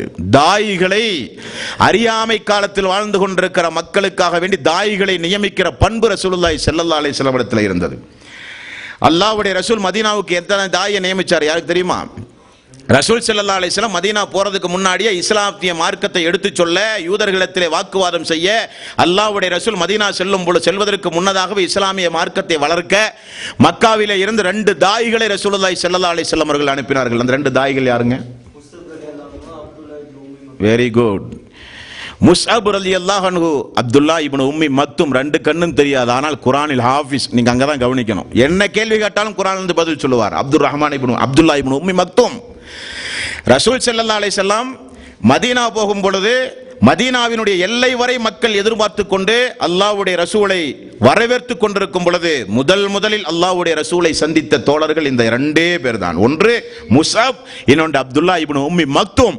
அதற்கு பிறகுதான் உமர் அவர்களுடைய தலைமையில் மக்கள் கூட்டமாக பிறகு வந்து சந்திக்க ஆரம்பித்தார்கள். முதலில் மதீனா சென்ற உடனே வரவேற்பு கொடுத்த தோழர்களும் இந்த 2 தோழர்கள். பஹ்ரைனுக்கு ரசூலுல்லாஹி ஸல்லல்லாஹு அலைஹி வஸல்லம் ஒரு நபி தோழரை அனுப்பியிருந்தார் தாயியாக. அதே போல யமன் நாட்டுக்கு முஆத் பின் ஜபல் அவர்களை ரசூலுல்லாஹி ஸல்லல்லாஹு அலைஹி வஸல்லம் பிரச்சார தாயியாக அந்த மக்களோடு சேர்ந்து வாழ்ந்து ஏகத்துவ பிரச்சாரம் செய்து அந்த மக்களுக்கு இஸ்லாமிய மார்க்கத்தை எடுத்துச் சொல்வதற்காக வேண்டிய ஒரு அழைப்பாளரை அல்லாஹ்வுடைய ரசூல் நியமிக்கிற நேரம். அந்த நேரம் எப்படி நியமித்தார் தெரியுமா? ஒரு ஒட்டகம், முஆத் பின் ஜபல் ஒட்டகத்தில் அமர்ந்து கொண்டிருக்கிறார். ரசூல் ஸல்லல்லாஹு அலைஹி வஸல்லம் கீழே நடந்து வருகிறார். முஆத் பின் ஜபல் அவர்களால் தாங்க முடியவில்லை. அல்லாஹ்வுடைய ரசூலே, நீங்கள் அமருங்களேன், நான் நடந்து வருகிறேன். வேண்டாம் முஆதே, நீங்கள் அமருங்கள், நான் நடந்து வருகிறேன். மதீனாவிலே இருந்து துல்ஹுலைபா, அதாவது மதீனாவினுடைய எல்லை வரை ரசூலுல்லாஹி ஸல்லல்லாஹு அலைஹி வஸல்லம் அப்படியே பேசிக் கொண்டு வருகிறார். நான் உன்னை ஒரு யமன் நாட்டுக்கு பிரதிநிதியாக நான் நியமிக்கிறேன் முஆதே. அந்த மக்களுக்கு மார்க்கத்தை நளினமாக எடுத்துச் சொல். ஏகத்துவத்தின் பக்கம் அந்த மக்களை நீ அழை. அநியாயம் அக்கிரமம் செய்ய அந்த செய்வதை விட்டு அந்த மக்களுக்கு நீ அச்சமூட்டி எச்சரிக்கை செய் என்றெல்லாம் மார்க்க நெறிமுறைகளை போதித்து ரசூலுல்லாஹி ஸல்லல்லாஹு அலைஹி வஸல்லம் நடந்து வருகிறார். அவர் ஒட்டகத்தின் மீது அமர்ந்து கொண்டிருக்கிறார். எல்லை வந்தவுடனே ரசூலுல்லாஹி ஸல்லல்லாஹு அலைஹி வஸல்லம் முஆத் பின் ஜபல் அவர்களை பார்த்து சொன்னார்கள், முஆதே, நீங்கள் யமனிலே இருந்து திரும்ப வரும் பொழுது நான் இருக்க மாட்டேன் என்கிறார். முஆத் பின் ஜபல் அவர்களுக்கு தாங்க முடியவில்லை. இந்த வாசகத்தை கேட்ட உடனே ரசூலுல்லாஹி ஸல்லல்லாஹு அலைஹி வஸல்லம் அவர்கள் சொன்னார்கள், திரும்ப நீங்கள் வரும் பொழுது என்னுடைய பள்ளியையோ என்னுடைய மண்ணறையையோ தான் நீங்கள் பார்க்க முடியும். ஆனால் முஆதே, ஒன்றை நீங்கள் தெரிந்து கொள்ளுங்கள், என்னுடைய குடும்பத்தார்கள் நினைக்கிறார்கள் என்னிடத்தில் அவர்களுக்கு அதிக உரிமை உண்டு என்று. ஆனால் என்னிடத்தில் அதிக உரிமை உள்ளவர்கள் யார் தெரியுமா? இறையச்சமுடைய மக்கள். அவர்கள் யாராக இருந்தாலும் எங்கிருந்தாலும் சரி. நம்மையும் சேர்த்து அல்லாஹ்வுடைய ரசூல் சொல்கிறார்கள், என்னிடத்தில் அதிக உரிமை உள்ள மக்கள். இவர் என்னுடைய முஹம்மது, இவர் எங்களுடைய ரசூல், இவர் எங்களுடைய முஹம்மது என்ற அதிக உரிமை என்னிடத்தில் யாருக்கு உண்டு என்றால் இறையச்சமுடைய மக்களுக்கு. என்னுடைய குடும்பத்தாருக்கு கூட கிடையாது, இறையச்சமுடைய மக்களுக்கு. அந்த மக்கள் யாராக இருந்தாலும் எங்கிருந்தாலும் என்று அல்லாஹ்வுடைய ரசூல் இறுதி உபதேசம் செய்து அப்படியே திரும்பி பார்க்காமல் சென்றார்கள். முஆத் பின் ஜபல் அவர்கள் அல்லாஹ்வுடைய ரசூல் பார்வையிலிருந்து மறையிற வரை தேம்பி அழுதார்கள் என்று ஹதீஸ்களிலே பார்க்கிறோம். இப்படி வாழ்ந்த ஒரு சமுதாயம் அந்த சமுதாயம். இப்படி வாழ்ந்த சமுதாயம் அந்த சமுதாயம். நபிகள் நாயகம் ஸல்லல்லாஹு அலைஹி வஸல்லம் அவருடைய மௌத்துக்கு பிறகுங்க அப்துர் ரஹ்மான் இப்னு அவுஃப் சொர்க்கவாசி என்று வாக்களிக்கப்பட்ட ஒரு நபித்தோழர். அந்த அப்துர் ரஹ்மான் இப்னு அவுஃப் ரசூலுல்லாஹி ஸல்லல்லாஹு அலைஹி வஸல்லம் மௌத்துக்கு பிறகு உயர் ரகமான பேரித்தம்பழம் அல்லாஹ்வுடைய அவருக்கு முன்னால் கொண்டு வந்து வைத்த உடனே அவர் அந்த பேரித்தங்கனியை உண்ணுவதற்கு பகரமாக அந்த பேரித்தங்கனியை கையிலே எடுத்து வைத்து அப்படியே பார்த்து கொண்டு தோழர்கள் எல்லாம் பார்த்து அழுகிறார்கள். அழுவதற்கு என்ன காரணம்? சொல்லுகிறான் ரசூலுல்லாஹி ஸல்லல்லாஹு அலைஹி வஸல்லம் நினைவு கூறி, அல்லாஹ்வுடைய ரசூல் எங்களோடு உயிரோடு வாழ்ந்த காலத்தில் ஒரு காய்ந்த பேரித்தம்பழத்தை கூட, நல்ல உயர் ரகமான பேரித்தம்பழத்தை கண்ணால் கூட பார்க்காமல் இறந்து போய்விட்டாரே, நினைத்து நான் அழுகிறேன் என்றார்கள் அப்துர் ரஹ்மான் இப்னு அவுஃப். வயிறாட என்றைக்காவது வகை வகையான உணவுகள் நமக்கு முன்னால் படைக்கப்பட்ட பொழுது நாம் அந்த வாழ்க்கையை என்றைக்காவது நினைத்து பார்த்தோமா? தென்னை தோழர்கள் பசியும் பட்டினியுமாக வாழ்க்கையை கழித்தார்களே. இன்றைக்கு நாம் எத்துணை வகையான உணவுகளை உண்டு வாழ்க்கையை நடத்தி கொண்டிருக்கிறோம். நமக்கு முன்னால் எவ்வளவு வகையான உணவுகள் விருந்து என்கிற வகையில் எடுத்து கொண்டு வரப்பட்டிருக்கிறது. அந்த மக்கள் எல்லாம் 2 பேரித்தம்பழம் 3 பேரித்தம்பழம் 5 பேரித்தம்பழம் எல்லாம் உண்டு உண்டு வாழ்நாள் முழுக்க வாழ்க்கையை கழித்த மக்கள் ஆயிற்று என்று என்றைக்காவது நினைவு கூர்ந்து நாம் எல்லாம் அழுதிருப்போமா? இல்லை. ஆனால் நினைவு கூற வேண்டிய மக்கள் அந்த மக்கள், நினைவு கூற வேண்டிய தூதர் அல்லாஹ்வுடைய ரசூல். அந்த மக்களுக்கு இருந்த கவலை எல்லாம் என்ன தெரியுமா? சௌபான் ரலியல்லாஹு அன்ஹு அவர் ஒரு நாள் அழுது கொண்டே வருகிறார். யா ரசூலல்லாஹ், அல்லாஹ்வுடைய ரசூல் கேட்டார்கள், சௌபானை ஏன் அழுகிறீர்கள்? என்ன முகமெல்லாம் வாடி இருக்கிறது? என்ன பிரச்சனை? என்ன காரணம்? யா ரசூலல்லாஹ், நான் வீட்டுக்கு சென்றேன், உணவருந்தி விட்டு ஓய்வெடுத்துக் கொண்டிருந்தேன், எனக்கு ஒரு சந்தேகம் எழுந்தது யா ரசூலல்லாஹ். என்ன சந்தேகம்? என்ன சந்தேகம் சௌபானே? சந்தேகம் வேறொன்றுமல்ல யா ரசூலல்லாஹ், எனக்கு முன்னால் நீங்களோ உனக்கு முன்னால் நாங்களோ மரணித்து போனால் மறுமை நாளிலே சொர்க்கத்தில் எப்படி யா ரசூலல்லாஹ் நாம் எல்லாம் ஒன்றாக இருப்போம்? எங்க வந்து உங்களை தேடுறது யா ரசூலல்லாஹ்? மறுமை நாளில் மக்காவில் உங்களை பார்க்க வேண்டுமானால் உடனே வந்து பார்த்து விடுகிறோம். உங்களோடு உறவாட வேண்டுமானால், பேச வேண்டுமானால், சிரிக்க வேண்டுமானால், தோளோடு தோள் அமர வேண்டுமானால் அந்த வாய்ப்பை உடனடியாக நாங்கள் பெற்றிருக்கிறோம். அந்த வாய்ப்பு எங்களுக்கு மறுமையில் கிடைக்குமா யா ரசூலல்லாஹ்? நாங்கள் எங்களுடைய பாவங்களுக்காக அல்லாஹ் நாடி எங்களை நரகத்திலும் உங்களை சொர்க்கத்திலும் போட்டாலும் பிரிந்து விடுவோம். எல்லோருக்கும் அல்லாஹு தஆலா சொர்க்கத்தை தந்தாலும் நீங்கள் எல்லாம் நபிமார்கள் உயர் அந்தஸ்திலே இருப்பீர்கள், நாங்கள் எல்லாம் சாதாரண மனிதர்கள், அங்கேயும் பிரிந்து விடுவோமே யா ரசூலல்லாஹ், பார்க்க முடியாதா உங்களை மறுமை நாளில்? அழுதார்கள். அல்லாஹு தஆலா وَمَن يُطِعِ اللَّهَ وَالرَّسُولَ أُولَٰئِكَ مَعَ الَّذِينَ أَنْعَمَ اللَّهُ عَلَيْهِم مِّنَ النَّبِيِّينَ وَالصِّدِّيقِينَ وَالشُّهَدَاءِ وَالصَّالِحِينَ. 4வது அத்தியாயத்தின் 69வது வசனத்தை அல்லாஹு தஆலா இறக்கினான். அல்லாஹ்வுக்கு கட்டுப்பட்டு தூதருக்கு கட்டுப்பட்டு யாரெல்லாம் நற்கர்மங்கள் செய்கிறார்களோ அவர்கள் அல்லாஹ்வினுடைய அருளை பெற்ற நபிமார்கள், சித்தீக்கீன்கள், சுஹதாக்கள், சாலிஹீன்களோடு அவர்கள் சொர்க்கத்திலே இருக்கலாம் சொன்னவுடனே தான் அவருக்கு கண்ணீர் வடிந்து நின்னது. அப்பதான் கொஞ்சம் அழுகையை நிப்பாட்டினார். அல்லாஹ்வையும் அல்லாஹ்வுடைய தூதரையும் பின்பற்றி நடந்தால் நமக்கு மறுமையில் அல்லாஹ்வுடைய ரசூல் கிடைப்பார் அல்லவா? அழுகை அப்பதான் நிப்பாட்டினார். இப்படி அழுகணும் நாமெல்லாம். ரசூலுல்லாஹி ஸல்லல்லாஹு அலைஹி வஸல்லம் அவர்களை குறித்தோ மறுமையை குறித்தோ நாமெல்லாம் பேசப்பட்டால் அல்லாஹ்வுடைய ரசூலோடு சொர்க்கத்தில் இருக்கிற வாய்ப்பு நமக்கு கிடைக்குமான்னு கொஞ்சம் கண்ணீர் வரணும். கண்ணில் இருந்து வரணுமா வேண்டாமா? ரசூலுல்லாஹி ஸல்லல்லாஹு அலைஹி வஸல்லம் அவர்கள் சொன்னார்கள், நான் அறிந்ததை நீங்கள் அறிந்தால் குறைவாக சிரிப்பீர்கள், அதிகமாக அழுவீர்கள் என்றார்கள். அதான், குறைவாக சிரிப்பீர்கள், அதிகமாக நீங்கள் அழுவீர்கள் என்றார்கள் ரசூலுல்லாஹி ஸல்லல்லாஹு அலைஹி வஸல்லம். தனிமையில் ஒரு மனிதன் அல்லாஹுவை அஞ்சி அழுதால் கறந்த பால் எப்படி திரும்ப மடி புகாதோ அதே போல அவர் நரகம் செல்லவே மாட்டார். என்ன உதாரணம் பாருங்க, பாலை கறந்தீங்க, நான் மடியிலிருந்து பசுவனுடைய மடியிலிருந்து பாலை கறந்தால் அந்த பால் திரும்ப மடிக்குள்ள போகுமா? சாத்தியமே இல்லை. அதுபோல் அவர் நரகம் செல்ல மாட்டார். யார்? தனிமையில் இருந்து கொண்டு அல்லாஹ்வுக்காக வேண்டி அழுத மனிதர். யார் ஒருவர் அல்லாஹுவை அஞ்சி தனிமையில் இருந்து அழுகிறாரோ அவர் அல்லாஹ்வினுடைய அரிசுடைய நிழலுக்கு தகுதி படைத்தவர் என்கிறார்கள் ரசூலுல்லாஹி ஸல்லல்லாஹு அலைஹி வஸல்லம். நிழலே இல்லாத அல்லாஹ்வினுடைய அரிசுடைய நிழல் மட்டுமே இருக்கக்கூடிய அந்த நாளில் எனக்காக வேண்டி கண்ணீர் சிந்திய என்னுடைய அடியான் எங்கே என்று அல்லாஹு தஆலா அழைத்து தன்னுடைய இருக்கைக்கு கீழ் தன்னுடைய நிழலை அல்லாஹு தஆலா கொடுப்பான் என்று ரசூலுல்லாஹி ஸல்லல்லாஹு அலைஹி வஸல்லம் அவர்கள் கூறினார்கள்.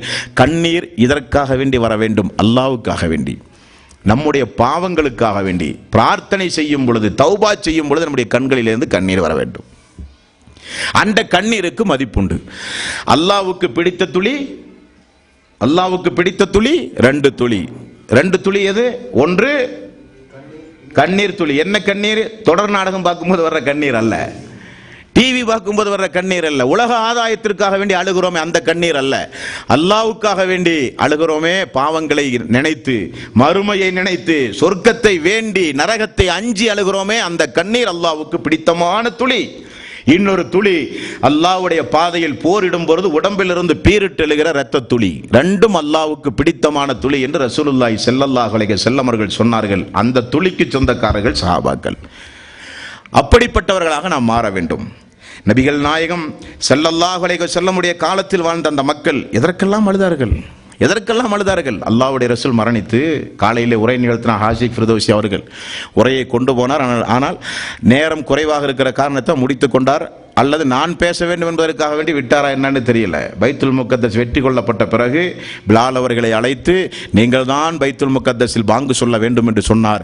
அதுவரை ரசூலுல்லாஹி ஸல்லல்லாஹு அலைஹி வஸல்லம் மரணித்த பிறகு பாங்கு சொல்வதையே நிறுத்திவிட்டார். காரணம், நன்மை நமக்கு கிடைக்கக்கூடாது என்பதற்காக வேண்டி அல்ல, முஹம்மது ரசூலுல்லாஹ் என்கிற வார்த்தையை சொல்ல தைரியத்தையே இழந்து விட்டார் அவர். காரணம் என்ன? மக்காவில் 13 ஆண்டு காலம் தன்னோடு வாழ்ந்த ஒரு இறை தூதர், 10 ஆண்டு காலம் வாழ்ந்த இறை தூதர், எல்லாரும் நம்மை வெறுத்த பொழுது நம்மை கிரீடம் தலையில் வைக்கிற கிரீடம் வைத்து அழகு பார்ப்பதை போல நம்மை பார்த்து அழகு பார்த்த ஒரு இறை தூதர் போய்விட்டார் என்று மதீனாவிலிருந்தே போய்விட்டார்.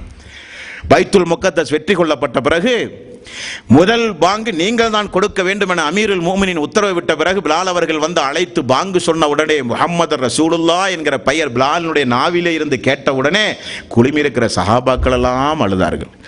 நாம எத்தனை பாங்கு கேட்டிருக்கிறோம். அந்த பாங்குக்கு பிறகு ரசூல் ஸல்லல்லாஹு அலைஹி வஸல்லம் அவர்களுக்காக வேண்டி ஒரு துவா சொல்லணுமே. யாருக்காவது துவா தெரியுமா? தெரியாது. வசீலா என்கிற உன்னதமான ஒரு பதவி ஒரு நபருக்கு கொடுப்பதாக அல்லாஹ் வாக்களித்திருக்கிறான். அந்த பதவி யா அல்லாஹ் எங்கள் தலைவர் ரசூலுல்லாஹி ஸல்லல்லாஹு அலைஹி வஸல்லம் அவர்களுக்கு கொடு என்கிற துவா எத்தனை பேருக்கு நமக்கு தெரியும்?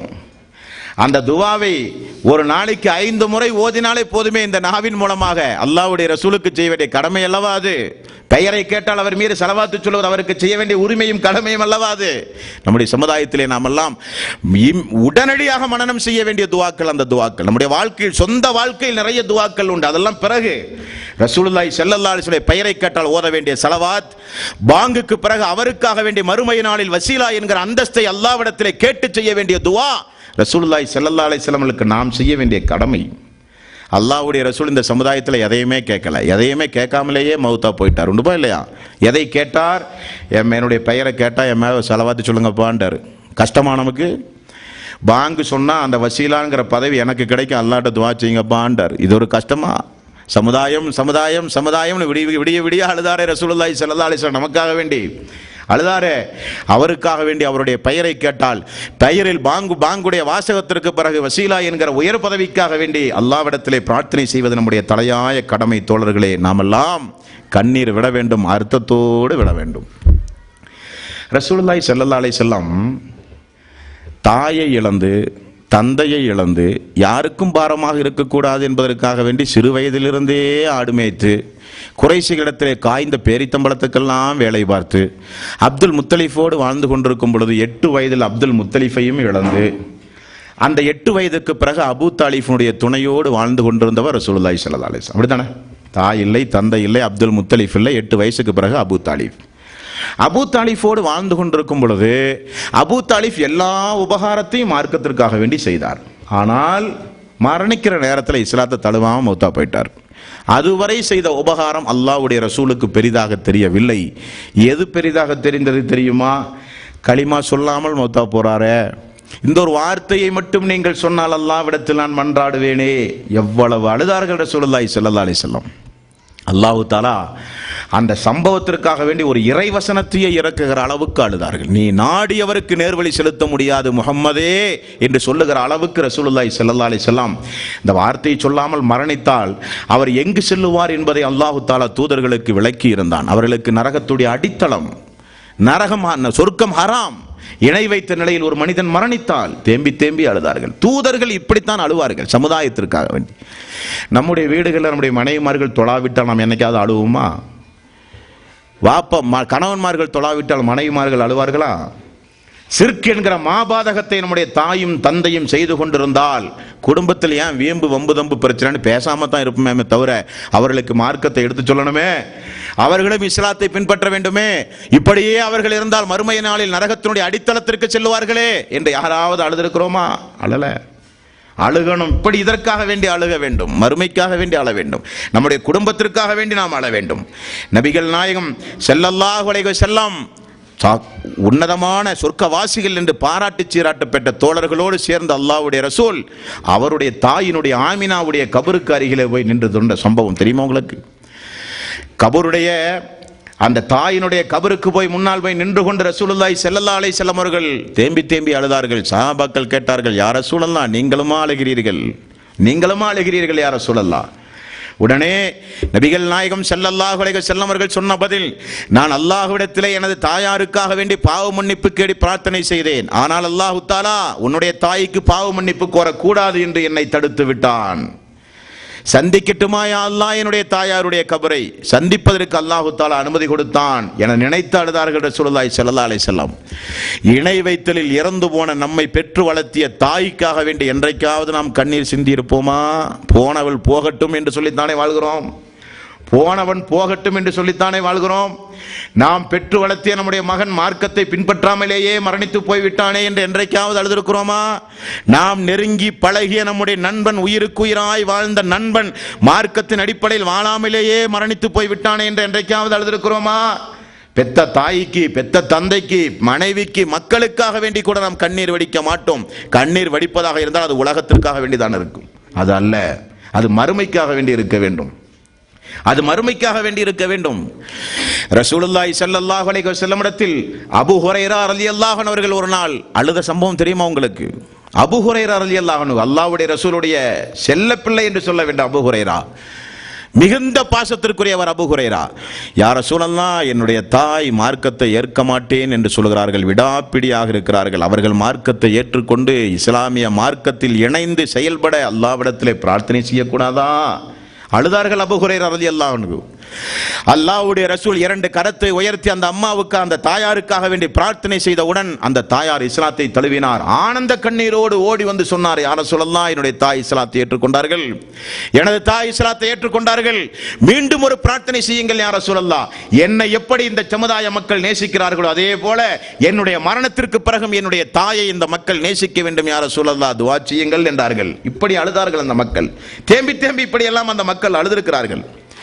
சஅத் பின் அபி வக்காஸ் ரலியல்லாஹு அன்ஹு, யார் இந்த நபித்தோழர்? பயான்ல கேள்விப்பட்டிருக்கீங்க, ஒரு சம்பவத்துக்கு இடம் வருவார். சஅத் பின் அபி வக்காஸ் ரலியல்லாஹு அன்ஹு.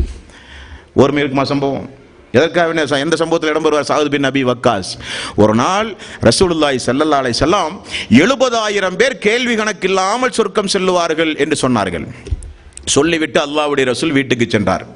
சஹாபாக்கள் எல்லாம் குழும்பி அமர்ந்து அந்த 70,000 பேர் யாராக இருக்கும் என்று தங்களுக்கு மத்தியிலே பேசிக்கொண்டார்கள். ஒரு சாரார் சொன்னார்கள், அவர்களெல்லாம் யார் என்றால் இனி நமக்கு பிறக்கப் போகிற மக்கள். நாம் நம்முடைய தாயும் தந்தையும் இஸ்லாத்தை இணையவில்லையே, நாமெல்லாம் இஸ்லாத்தில் புதிதாக இணைந்தவர்கள். நம்முடைய தாயும் தந்தையும் இஸ்லாத்தை ஏற்காதவர்கள். அவர்களுக்கு பிறந்த நாம், காஃபிர்களுக்கு பிறந்த நாம், முஸ்ரிக்குகளுக்கு பிறந்த நாம் நிச்சயம் இருக்க மாட்டோம். நமக்கு பிறக்கிற மக்கள் தான், வருகிற சந்ததிகள் தான் அந்த 70,000 பேர்கள் என்று எங்களுக்கு நாங்களே பேசிக் கொண்டிருந்தோம். திரும்ப ரசூலுல்லாஹி ஸல்லல்லாஹு அலைஹி வஸல்லம் அவர்கள் வந்தார்கள். வந்து அந்த 70,000 பேர் யார் தெரியுமா? யார் தனக்கு தேவை இருந்தும் தான் ஓதி பார்க்காமலும் பிறரிடத்திலே ஓத செல்லாமலும் மாந்திரீக காரியத்தில் ஈடுபடாமல் இருக்கிறார்களோ அவர்களும், எல்லா பொறுப்புகளையும் அல்லாஹ்விடத்திலே ஒப்படைத்தார்களே அவர்களும் அந்த 70,000 கூட்டத்தார்களில் உள்ளவர்கள் என்று ரசூலுல்லாஹி ஸல்லல்லாஹு அலைஹி வஸல்லம் அவர்கள் கூறினார்கள்.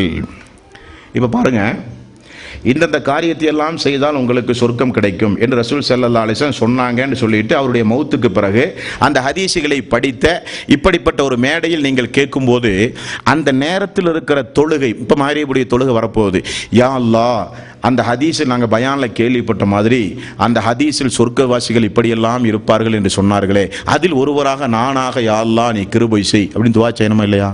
அதான பயான் கேட்கறதுக்கு அர்த்தம். பயான் கேட்கறதுக்கு அர்த்தம் என்ன? அது சஹாபாக்கள் செய்தார்கள். உடனே சஅத் பின் அபி வக்காஸ் எழுந்தார், யா ரசூலல்லாஹ், அந்த 70,000 பேர்களில் நான் ஒருவனாக இருக்க நீங்கள் துஆ செய்யுங்கள். உடனே ரசூலுல்லாஹி ஸல்லல்லாஹு அலைஹி வஸல்லம், அதில் நீங்களும் ஒருவர். அந்த வாய்ப்பை அல்லாஹ்வுடைய ரசூலுடைய நாவிலே இருந்து கேட்டு பெற்ற உடனே அன்சாரி தோழர்கள் விடுவார்களா? குழுமி இருக்கிற சஹாபாக்கள் விடுவார்களா? யா ரசூலல்லாஹ், நானும் நாங்களும் கத்துறாங்க. அல்லாஹ் தஆலா சஅத் பின் அபி வக்காஸுக்கு மட்டும் சொன்னா நான் சொல்லிட்டேன், அந்த வாய்ப்பு அவருக்கு மட்டும் தான். அந்த சஅத் பின் அபி வக்காஸ் ஒரு நாள் அழுதார். அவரும் தேம்பி தேம்பி அழுதார். எப்போ? மக்கா வெற்றிக்கு பிறகு நபிகள் நாயகம் ஸல்லல்லாஹு அலைஹி வஸல்லம் சஅத் பின் அபி வக்காஸ் உடல்நிலை சரியில்லாமல் மக்காவில் இருந்த நேரத்தில் அவரை பார்ப்பதற்காக வேண்டி ரசூலுல்லாஹி ஸல்லல்லாஹு அலைஹி வஸல்லம் போனார்கள். தன்னுடைய நாவின் மூலம் அல்லாஹ்வுடைய அனுமதியோடு சொர்க்கவாசி என்று சொன்ன தோழர் அல்லவா, 70,000 பேர்களில் கேள்வி கணக்கே இல்லாமல் சொர்க்கம் சென்ற தோழர் அல்லவா, பார்க்க சென்றார்கள். பார்த்த உடனே அழுக ஆரம்பித்தார்கள். பல நாள் பிரிந்த ஒரு தோழரை பார்த்த உடனே ஆனந்த கண்ணீர் அல்ல, அது சொன்ன வாசகத்தை நீங்கள் கவனிக்க வேண்டும். ஏன் சகதே, என்ன காரணம்? மரண பயமா? எங்களை விட்டும் பிரிந்து போய் விடுவீர்கள் என்கிற அழுகையா? இல்லை யா ரசூலல்லாஹ். வேற என்ன? ஒரு மனிதன் ஹிஜ்ரத் செய்தால் அவனுடைய முற்சென்ற பாவங்கள் எல்லாம் மன்னிக்கப்படும் அல்லவா யா ரசூலல்லாஹ்? ஆமாம், நான் ஹிஜ்ரத் செய்து மதீனா போனேன், ஆனால் ஒரு அலுவலகத்திற்காக வேண்டி மக்கா வந்த எனக்கு உடல்நிலை சரியில்லாமல் இங்கேயே நான் படுத்து விட்டேன் யா ரசூலல்லாஹ். இங்கே நான் மரணித்தால் எனக்கு அந்த ஹிஜ்ரத்துடைய நன்மை கிடைக்குமா? இதை நினைத்து அழுகிறார். ஏன்னா மதீனால மௌத்தா போனா தானே ஹிஜ்ரத்துடைய நன்மை. ஆனா மக்கால மௌத்தா போறாரு. மக்காவில் நான் மரணித்து போனால் என்னுடைய முற்சென்ற பாவங்கள் எல்லாம் மன்னிக்கப்படுமா நினைத்து நான் அழுகிறேன் யா ரசூலல்லாஹ். பிரச்சனை இல்லை, உங்களுக்கு அது உண்டு. இன்னமல் அமாலு பின்னியா, எண்ணத்தை பொறுத்து தான் கூலி, உங்களுக்கு அது உண்டு. ரசூலுல்லாஹி ஸல்லல்லாஹு அலைஹி வஸல்லம் அவர்கள் சொன்னார்கள். எவ்வளவு அமல்களை ரமலானுடைய காலத்திலும் ரமலான் அல்லாத காலத்திலும் நம்முடைய வாய்ப்பு கிடைக்கும் பொழுதெல்லாம் எவ்வளவு அமல்களை நாம் செய்கிறோம். இந்த அமலை கொண்டு சொர்க்கம் செல்ல முடியுமான்னு என்னைக்காவது ஒரு சொட்டு கண்ணீர் நம்முடைய கண்ணில் வந்திருக்குமா? இந்த அமலை கொண்டு நம்ம சொர்க்கம் போக முடியுமா? சொர்க்கம் போகிற அமல் நம்மள்கிட்ட உண்டுமா? அப்படியே என்னைக்கா ஒரு நாள் ராத்திரியில் வீட்டில் இருந்து 12 மணிக்கு மேலே டிவியெல்லாம் பார்த்துட்டு இருக்கும் போதல்ல, தனிமையில் இருக்கும் பொழுது யாருக்கும் தெரியாமல் நம்முடைய அமல்களை நினைத்து நாம் அழுதிருப்போமா? நம்முடைய எதிர்காலத்தை நினைத்து நாம் அழுதிருப்போமா? மறுமையில் நம்முடைய நிலைமை என்ன என்று நினைத்து நாம் அழுதிருப்போமா? ஒரு துளி தண்ணீர் கூட நம்முடைய கண்ணிலே வந்திருக்காது. வர வேண்டும் என்பதற்குத்தான் இதை தொகுத்து நான் உங்களுக்கு வழங்குகிறேன். அம்ர் இப்னு ஆசிர் நபித்தோழர், அம்ர் இப்னு ஆசிர் ரலியல்லாஹு அன்ஹு பிரசித்தி பெற்ற நபித்தோழருங்க. அவர் மௌத்தா போகும்போது சக்கராத்துடைய நேரத்தில் தன்னுடைய முகத்தை சுவற்றின் பக்கம் திருப்பி வைத்து கொண்டு சுவற்றை பார்த்தே அழுகிறார். உடன் பிறந்த மகன், தனக்கு பிறந்த மகன் பக்கத்திலே நின்று கொண்டு கேட்கிறார், தந்தையே, ஏன் நீங்கள் இப்படி சுவரை பார்த்து கொண்டே எவ்வளவு மணி நேரம் நீங்கள் அழுகிறீர்கள்? என்ன காரணம்? அல்லாஹ்வினுடைய ரசூலோடு தோழமை கொண்ட தோழர் அல்லவா நீங்கள், அவருடைய கரம் பிடித்து இஸ்லாத்தை தழுவியரவல்லவா நீங்கள், அவருடைய நாவிலே இருந்து எவ்வளவு முறை அல்லாஹ்வினுடைய அருள் வாக்கினுடைய பிரார்த்தனைக்கு ஆளாகி இருக்கிறீர்கள் நீங்கள். ஆகவே ஏன் நீங்கள் அழுகிறீர்கள்? உங்களுடைய வாழ்விலே அமல் இல்லையா? அல்லாஹ்வுடைய ரசூலோடு தோழமை கொண்டவர் அல்லவா நீங்கள், ஏன் அழுகிறீர்கள் என்று கேட்டபோது அவர் சொன்ன ஒரு சம்பவத்தை நான் இங்கே உங்களுடைய சிந்தனையில் பதிவு செய்து கொள்ள கடமைப்பட்டிருக்கிறேன். மகனே, நான் அழுதது அதற்காக வேண்டி அல்ல. நான் அழுவது எதற்காக வேண்டி தெரியுமா? நான் என்னுடைய வாழ்வில் 3 கட்ட வாழ்வை நான் சந்தித்திருக்கிறேன். 3 கட்ட வாழ்வை என்னுடைய வாழ்வில் நான் சந்தித்திருக்கிறேன். அதில் முதலாவது கட்ட வாழ்வு என்ன வாழ்வு என்றால், 24 மணி நேரமும் நான் முஹம்மது நபி அவர்களை கொலை செய்ய என்ன வழி என்று நான் யோசித்துக் கொண்டிருந்த நேரம். அந்த நேரம் கையில் வாளோடு 24 மணி நேரம் வாய்ப்பு கிடைத்தால் முகம்மதை கொல்ல வேண்டும் என்பதுதான் என்னுடைய லட்சியமாகவே இருந்தது. அவரை பற்றி ஏதாவது ஒரு சபையில் பேசினால் கோபம் எனக்கு கொப்பளிக்கும். அவரை விட ஒரு அருவருப்பானவர் எனக்கு இந்த பூமியில் யாருமே கிடையாது. நேரம் கிடைத்தால் போட்டு தள்ளுவேன், கொலை செய்தே தீருவேன் என நான் அலைந்து திரிந்த ஒரு நேரம் உண்டு மகனே. அந்த நிய்யத் என்னுடைய உள்ளத்தில் இருக்கும் பொழுது நான் மரணித்திருந்தால் நரகத்தினுடைய அடித்தளம் அல்லவா, அதிலிருந்து அல்லாஹ் என்னை காப்பாற்றினானே, அதை நினைத்து நான் அழுகிறேன் என்றார். நமக்கு ஒரு வாழ்வு உண்டுமா இல்லையா? ஆரம்பத்தில் அந்த மாதிரி வாழ்வு எல்லாத்துக்கும். நாம் பிறக்கும் போதே தௌஹீதை தெரிஞ்சுட்டா பிறந்தோம். பள்ளிவாசல்லாம் என்னன்னு தெரியாது, குரான்டா என்னன்னு தெரியாது, தர்காதான் ரப்புன்னு நினைச்சு வாழ்ந்துட்டு இருந்தோமா இல்லையா? தாயத்துகளையும் தட்டுகளையும் கழுத்தில் தொங்க விட்டு அதை ஆதரித்து அதை விற்பனை செய்து கொண்டிருந்தவன் நம்மெல்லாம். அநியாயங்களையும் அக்கிரமங்களையும் சாதாரணமாக செய்துகிட்டு இருந்தோம். பெரும்பாவங்களை துணிச்சலாக செய்து கொண்டிருந்தோம். அந்த நேரத்தில் நம்முடைய உயிர் போன நம்முடைய நிலைமையெல்லாம் என்ன? அல்லாஹு தாலா அந்த நிலையிலிருந்து நம்மளை காப்பாற்றினானா? இப்படி அவர் சொல்லி அழுகிறார். அப்பொழுது நான் மரணித்திருந்தால் நரகத்துடைய அடித்தளம் எனக்கு. மகனே, 2வது ஒரு வாழ்வு எனக்கு ஆரம்பமானது. அதுதான் இஸ்லாத்தை நான் ஏற்றுக்கொள்ள வேண்டும் என நான் முடிவு செய்து ரசூலுல்லாஹி ஸல்லல்லாஹு அலைஹி வஸல்லம் நான் சென்றேன். அல்லாஹ்வுடைய ரசூலை, நான் இஸ்லாத்தை ஏற்கப் போகிறேன் என்றார். அல்லாஹ்வுடைய ரசூலுக்கு ஒரே சந்தோஷம். அம்ர் பின் ஆஸ் அவர்களே, எனது கரத்தில் நீங்கள் உடன்படிக்கை செய்யுங்கள் என்று அல்லாஹ்வுடைய ரசூல் எனது கரத்தை நீட்டச் சொன்னார். அவர் கரத்தையும் நீட்டினார். நான் அவருடைய கரத்தின் மேல் எனது கரத்தை வைப்பதற்காக வேண்டி சென்று என்னுடைய கையை நான் மடக்கி கொண்டேன், திரும்ப வாங்கி கொண்டேன். என்ன அம்ரு பின் ஆஸ் அவர்களே, உங்களுக்கு என்னானது, ஏன் பின்வாங்குகிறீர்கள் என்று கேட்டார். யா ரசூலல்லாஹ், அல்லாஹ்வுடைய ரசூலே, என்னை காட்டிலும் ஒரு அநியாயக்காரனை நீங்கள் பார்த்திருக்கவே முடியாது. நான் இஸ்லாத்தை ஏற்பதாக இருந்தால் உங்களுடைய நாவிலே இருந்து எனக்கு ஒரு வாக்கு வேண்டும், வந்தால் மட்டும்தான் நான் இஸ்லாத்தை ஏற்பேன் என்று நான் ஒரு உறுதிமொழி கேட்டேன். ரசூலுல்லாஹி ஸல்லல்லாஹு அலைஹி வஸல்லம் என்னவென்று கேட்டார்.